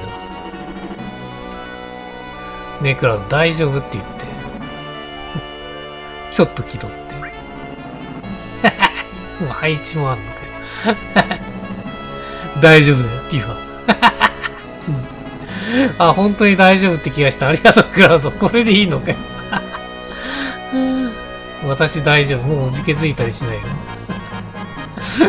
うギャグですもん、まさに。あんな気取っておいら、セトの息子ナーキ、何も怖くない、怖くない。大丈夫、大丈夫。俺は勇者、セトの息子ナーキ、セフィロスなんか怖くない。クラウド、船を大空洞で。空を駆け巡る時間終わったのだ。今は地の底が我々の戦場。天の光ではなく、地の底の、闇こそが明日の明日への扉。おめえよ、ラブレスって芝居見たことあるか？ない。確かにおめえ芝居なんて興味ないって嘘だよ。ある。本当か？まあいいけど。あの芝居は俺様がいたガキの頃から毎年夏にやってるんだよな、確か。で、俺様一回だけ見たことあるんだけど、あれはパイロットの面接でミッドガルに行った時やったわ。今つぶしに話題のラブレスでも見るかってのは、自慢じゃねえか、俺様の芝居なんで全然興味がねえ。自分でも予想してたけど、ガーガー寝ちまったぜ。隣にいた客にいびきぶち裂いて抑えたのがラストシーンだよ。だから俺様はあの芝居の最後のあたりだけ覚えてるぜ。主人公の姉ちゃんが恋人に聞くんだよ。どうしても行くの？そしたら男がよ。約束だから大好きな人たちを待ってるんだ。わからないけど、でも絶対に死なないで。もちろんここに帰ってくる。約束なんかなっても待ってくれる人がいること。俺は知ってるから。ね、俺様はそのセリフ聞いて思ったぜ。何言ってやがんなって。でもよ、今はよくわかるぜ。結構熱いセリフでした。じゃあこれでセリフして終わるかな。あ、ちょっと発信できるかちょっとやるか。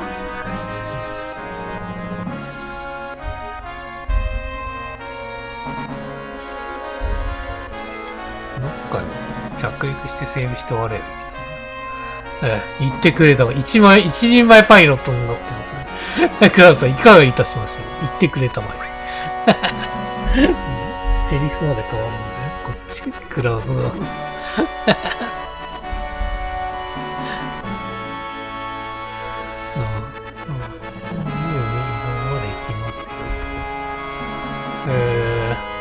こう見れるところ。上に行くか。上にですかね。降りれねえし。降りれねえ。道が悪いんですかね。来た。よし。じゃあ、ここでセーブして終わりますね。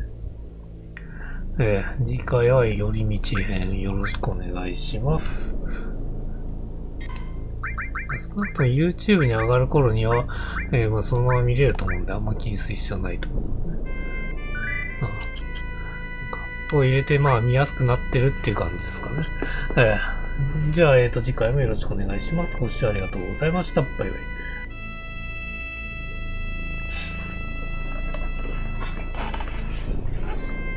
ご視聴ありがとうございました。よろしければ YouTube チャンネル登録、高評価、拡散などをお願いします。また Twitch フォローもお願いします。